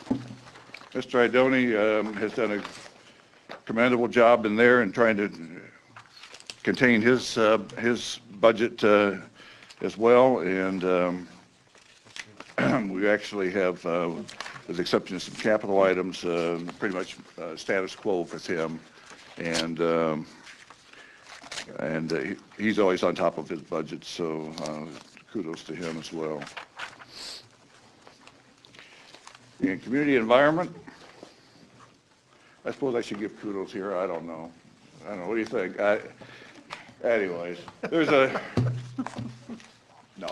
really, for the second year in a row, community development in general across all the different categories that you see here have given us reductions, with the one exception being the community development itself, wherein you see the increase, but that's really, all that increase does is reflect what is now the full impact of the additional code enforcement officer position. And again, that's a matter of public health, matter of public code enforcement and the like, and so we expect to see some return on that investment as well. Our debt status continues to, at this point, be very good. We're about as debt-free as we have been for a long time, and we're getting close to being more so, with the exception of the new admin building, perhaps. But that's simply to say that we've created a capacity now to commit to debt if you so choose for that facility to be what you want it to be. So that's pretty much it on the operating budget. I do think it's I think it's a strong budget. I think it's a budget that's appropriate for the time, and I hope you see it likewise. Questions? Now make your motion. What? Now make your motion, Tracy. No, do you have a question, Robin? Well, Any questions on this before we? yeah, is there a possibility that we could go through and see what mechanisms that we could employ to deal with people who are not in compliance regarding to tax payments? Pretty much what Heidi, What Heidi was saying earlier? Yeah, that, and you indicating, I think, that we've already contracted with Rita, that being our enforcement mechanism, I suspect. Right. Have we been able to identify with them what areas we feel we have to put greater emphasis in for collection? And the possibility may, and this has been brought up a long time ago, but I don't know where, using something like a housing court, whatever, to see if we could, first off, streamline the process of getting people who, if they do have to go to court, we could get them in there. That is a focus for us that creates a mechanism thereby we can push and gain greater compliance in that, you know, regarding a lack of people paying their income tax or properties or whatever. That had been brought up quite a while ago. Yeah, I mean, I recall the conversation, and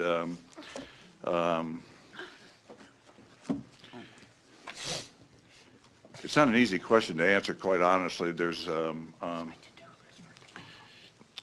know, to a large extent, income taxes have always depended on, you know, voluntary compliance to a large extent. Now, with the Rita contract, we've picked up some additional enhancements in terms of their ability to take a look at federal returns, do a compare, and state returns, and to run that, to look for something that just isn't right, you know, something that doesn't add up, and they do in fact do that. And this generates a lot of the letters that they send out, and the subpoenas and the like that go out. I mean, is there a way that we can look at perhaps a discrepancy between what we're looking at and what we're forecasting we should be doing to what they actually are, where they actually are, to see if there's some way that we can gain and not, you know, just be throwing something at a wall, to gain a greater understanding of what opportunities exist for us to collect the money that's owed to us. And whether or not that's something that you feel, you know, based on where we're at right now, that's not, that's just a loss loser. You know, we're using this, but it really doesn't get the value that we put into it. Well, admittedly, there does come a point to where you've got dollars chasing dimes, you know. I mean, that's a possibility. And, you know, at this point, I can't stand here and tell you I have knowledge of significant noncompliance with our tax code. Now, you know, we're always willing to accept referrals, but by and large, you know, I don't know that we have a systemic failure here in the compliance area. Now, and to start looking at targeting specific areas, I mean, there's a lot of resources that have to be dedicated to do that, and those resources have a cost associated with them. You've got to have some reasonable basis to expect that you're going to get a return on that investment, and I can't at this point say that we have that. And so, particularly in times where we're seeing declining revenue of some sort, you know, we want to use our dollars to our best advantage. Now, it may be that we have some slippage going on, that, the only thing I could think of is that, we could continue to have dialogue with Rita to see what, again, it kind of goes back to the IT comment that perhaps there's ways in which we can use the data out there and mine that data in a more effective, more meaningful way for management to try to identify where those weak spots might be, if they exist at all. Well, the only reason I brought that up is that I was wondering if there is a facility that might exist with Rita for us to be able to compare where we're at and for us to say, this is what we anticipate. This is the information we have. We're giving it to you. You go through it and see where we can determine where there are some areas that, might be beneficial or not. Yeah. I'm just trying, I can only tell you, Robin, that to the best of my knowledge, we are using the resources that they have available to us, and that we're using them fully. Now, we can always continue to probe and explore that possibility that maybe something new is come into place that we're not yet aware of. And we do have annual, in fact, we've got an annual meeting coming up before very long with the Rita Group collectively, and generally that's a great opportunity to try to, identify those, any changes that may have occurred in our capabilities. Roger. Dave, do you think it will be helpful that down the line, as we get steeped into our rental licensure, we'll actually then have a better handle, because we're going to be... I think there's a definite possibility that could work hand in hand, that could be, so it's just like building permits is a source for us to kind of clue us in on where things may be occurring, that we should be looking for, some kind of corresponding. See, right now, I don't know how you would cross-reference that, and I'm going to use myself as an example. Owning a piece of rental property that's under an LLC, which is a flow-through entity through my personal taxes, and I end up paying 2% on whatever the rental unit, whatever the net profit or loss is. There's a 2% or 2.25 goes to the city. 2.25 goes to the city. Right. So it would seem to me that I would like to believe that the vast majority of people are honest and they're doing that, okay? Most are. Okay. I can just tell you from in CD, they are LLCs. Yeah. Most of these smaller rentals, yes. Right, and they do that mostly for liability purposes, more than anything, so they don't get sued, but they don't lose anything. But I guess what I'm asking is that maybe down the line, once we get our full licensure in place, we'll know we'll know what the addresses of all the rental, hopefully, other than those who try to still sneak it, Well, I think, you're highlighting an example of how we can work smarter perhaps, and these are the areas that we want to be able to. I'm suggesting then we could take that to Rita. Oh, well. You follow what I'm saying? Because right now, I don't think, I'm going to say that I really don't believe under law that there's only so much we can do before we get into privacy issues with individual taxes. But I think once we know what the property is, that's a whole different story if we're looking at the property and the ownership of the property. But to just go into, we know someone has a rental unit, to just ask for that person's individual, I think I think we'll end up in court over that, and I think we should. I think that there's a better way of getting at that if we could get a whole list of the rental properties, and then we know for sure that they are rental properties, and now we have a basis for asking Rita to do a search for us, in my opinion. Does that make sense? Yeah, it makes, They have to file.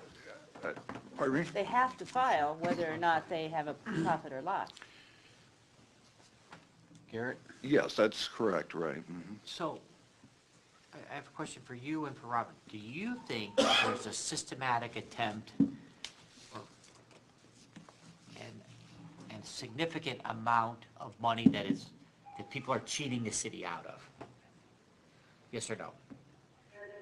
You know, you can call me naive or whatever if you want, but I honestly don't believe that we do have a significant issue with noncompliance on our income tax code. Does that not Now, boil- granted, that doesn't mean Well, there sure, aren't some, Right, but, of course, there's always be some, you know. but at the end of the day, does it not boil down to an IRS issue between them and the IRS? And do they not have a better opportunity of looking for Well, that? yeah, I mean, as clearly the opposed to us IRS using the resources to employs many find more them? resources than us and Rita combined, I mean, obviously, so. So would it be fair to say that at the end of the day, we're counting on the federal government and the IRS trying to catch people that are cheating on their taxes? Yeah, we're trying to take advantage and leverage their information for our benefit to try to determine compliance. So then my question for Mr. Turner is what makes you think that there's a pot of gold out there? And if so, if you have that information, then why haven't you told us? So we can find out, so the authorities can track this down. But it seems like we're on a wild goose chase, hoping we're finding the golden And I goose. can tell you, I mean, you know, I talk to my counterparts in a variety of communities, you know, on a regular basis, and you know, I really believe that we are in as good, if not better position than many of them are in their communities with this issue, all right, in terms of the... Our collections. Yes, right, absolutely. I guess I wasn't, Garrett, I wasn't saying that there was. What I'm trying to get to is that we don't know. We don't know what we don't know. And that's been something that's been ongoing. Mm-hmm. The bottom line is what I was asking is that we have a discussion with Rita so we understand their capabilities, their ability to identify who's where and those people. You're absolutely right. There's already a facility. But I'm going to tell you something about the federal government. They get theirs, doesn't mean the city's getting theirs. Now, that does create an area of traceability, where if you know, then you can go after that. But we don't know. And they're worried about when they go into something, they're not worried about what the city of Kent's getting. They're worried about the federal government's getting. The state's worried about the state. We have to worry about the city. You know, and like I said, I don't know, and I don't know if there's a pot of gold out there either. What I'm trying to do is what we've been trying to do for years, is to identify possibilities. And then once we establish that, it's never been good enough to know what we don't know. We have to know. We have to do a better job. Dave, and don't get me wrong, you do a great job, and that's not the issue. Yeah. The only reason this was brought up, Heidi brought it up initially. I was concerned and have been concerned about that. It's a fair question. So if we can find better mechanisms to identify, then to go after, that's where we're at. If the current situation is that it's going to take more money to expend, we don't even know how that'll work because we don't know what we don't know. Yeah, well, you never will. And you know, it's just trying to find out a little more than we know today. Yeah, right. See if we can employ that down the road. I understand. I already went to the audience, didn't I? Yes. Yeah, but they rescinded the motion, I so you know. might as well start all I'm over. waiting for a motion then. Motion to approve Second. with emergency or whatever. You don't need emergency. It's automatic. Automatic. Anybody from the audience? Bring on the motion now. Already on the motion. Oh, that's right. She's grabbing. Gwen, am I doing this right? Gwen, could you help him out, Gwen?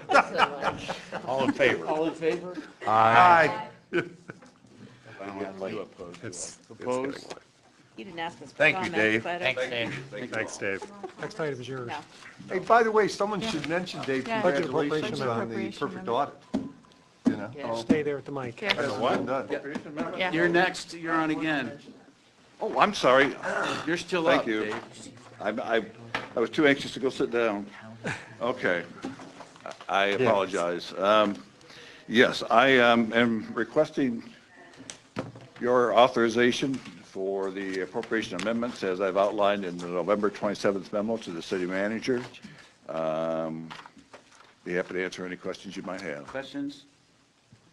Anybody from the audience? Back to Move to approve. Second. All those in favor? Aye. You're up again. You didn't have a question. We got to do the 2019, was But that on there too? The allocation. You got budget that one, too. Budget allocation. Yeah. You're on a roll. Really? You go I'm just trying to first. keep you straight. Try to. Here, Once I caught on. you got to what we number were 3 doing. yet. I got numbers, okay. It's only 9:30 days. Authorize the 2019 budget allocation order. Yes, I request your authorization for the 2019 budget allocation ordinance, if you would be so kind. Questions? Anybody from the audience? Back to council. Move to approve. Second. Discussion? All those in favor? Aye. Aye. Opposed? Okay, passes. I think you're off the hook. Okay. Yeah. You can go get a drink of water now. Congratulations. Yes. Yeah, on your audit, perfect audit, Yes, congratulations. that was good. See, I don't know why we even questioned you on anything. It's okay, I'm just speechless. Yes, we do. All right. The loan amendment for the sanitary sewer pump. Well, yeah, this is an opportunity that Jim's been able to work out to basically borrow at a very competitive rate for a $2.1 million. I don't know. I don't want to give all the details. I'll mess them up. So I'll let Jim's here now. He can go ahead and talk through it. Sure. Thanks, Dave. In the southwest part of town, we have two existing pump stations built in 1960, 1968, one on Middlebury and one in Yakavona Park. When I came here in 2007, they were in the capital plan to be done. And this is another action of sort of deferred maintenance. So how do we try to fund a $2 million improvement? We first studied to see what's the best way to solve it, to replace both where they're at. We've come up with the best way to do it is to eliminate the one at Yakavona and extend a sewer down to Middlebury to have one pump station in that area instead of two. And then we've worked with the EPA to find a way to fund getting this $2.1 million project completed. As Dave mentioned, the EPA offers loans at a below market rate. I think the rate that they're showing now is 2.39% with an administration fee of 0.35%, compared to what, talking to Dave Coffey, of what we can get in the market. We'd be somewhere at 4 to 5% in the market for a loan, and probably any $20,000 for an origination fee. So we found this is the only way to get this is the most cost-effective way to get this project finished, as it's a significant investment that needs to be done before we have more significant emergency problems in that area. So, Questions? Yeah. How many years, Jim, on that one? 20. Oh, that's a no-brainer.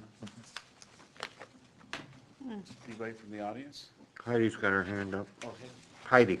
Oh, it's here. So Heidi? what is the price of this? Is it $2 million Well, still, even with eliminating the loans Yakavona? to, yes. What would it be with Yakavona? Is that just like, what are you saving us? That study was done a couple of years ago, but we looked at the long-term life cycle cost. So, for instance, the sanitary sewer is going to last us closer to 100 years. So that cost is being built now, but a second pump station would be replaced in another 50. So in the end, I don't know the exact number here today, but from an operational life cycle cost, we save significant dollars doing it now. So I don't have that here with me now. Significant, I'll take it. Further? The audience, no. Back to council. Move to authorize. Second.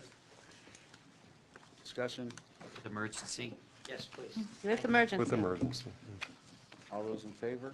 Aye. Opposed? Passes. Who's doing the federal grants? You? Yeah, this is a bit of a housekeeping, but it's important because we, Jim and Bridget and others, are pretty good about going hard after federal dollars. And obviously, you just heard about an austere budget, so anytime we can get someone else's money, it's a good thing. Well, I guess it's a symptom of we've had such success that we've had a little more attention to our internal procedures in terms of how we manage and track those funds. And in the course of some of that audit conversations, it said, you guys really should adopt a policy, make a more standard policy. Again, it's not that there was any errors in the practice, there was no violations or anything like that. It's more administratively, if you're kind of channeling that amount of money, you really need to make sure for the federal due diligence too, that all the checks and balances are in place and that there are clearly identified procedures so that there aren't problems. And so as a result of that, I think Hope drew the short straw, right? Isn't this the one No, that? I think that Dave drew Anyways. the short straw, but made Well, me help him. They went ahead and they sort of codified internally the procedures, many of which were already being done, but just with more clarity, and that's what we're here. It's an administrative policy that it's been vetted internally, and we're just asking for your approval on it. I don't know if anybody. And I will say that most of the language that's in this policy, when any of the departments apply for and get the grants, a lot of these, like the ethics, the conflict of interest, those things will come along with our agreement with whatever agency we're getting the grant with. But they have asked us, we have been asked to put it all in one policy here tonight, and that is what we have done. And as Dave said, that we've all looked at it around here, we've tweaked it, and we think that this is a best practices.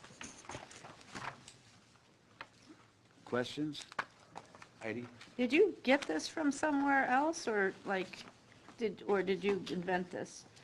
I mean. The first time I saw it, I got an email from Brian in the finance department, so I do not know if he actually drafted it or it was a suggested policy that came to us. We started with a shell that we obtained through the GFOA, the Government Finance Officers Association, and so that was the basis from which then this was then further cobbled together, and But if you think it's brilliant, I did it. Actually, I'm most just of it was done in impressed, finance, yeah. but other than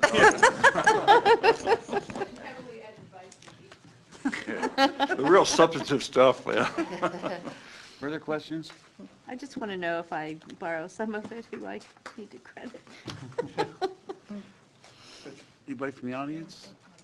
Back to council? Move to approve Second. with emergency. Sure. All those in favor? Aye. Aye. Opposed? I hate to do this, guys, but we need an executive session immediately following this meeting, which is now, in accordance with Ohio Revised Code, paragraph 121.22, section G, item 1, to consider the appointment, employment, dismissal, discipline, promotion, demotion, or compensation of a public employee or official, or the investigation of charges or complaints against a public employee, official, licensee, or regulated individual, unless the public employee, official, licensee, or regulated individual requests a public hearing. Roll call. Mr. Amrhein? Yes. Mr. DeLeone? Mr. Farrar? Yes. Mr. Kuhar? He's not here tonight. And Ms. Mr. Rosenberg? Kuhar has to be excused. Move to excuse. I'm here. All in favor, signify by saying aye. Aye. Okay, continue. Okay, he's excused. Okay, Ms. Rosenberg? I'm here. Thank you. Ms. Shaffer? Here. Mr. Sidoti? Here. Yes. Mr. Turner? Here. And Ms. Wallach? Here. Okay. Which voting? Give you 5 minutes, clear the room. Then yes, but that's okay. I had a hunch I was.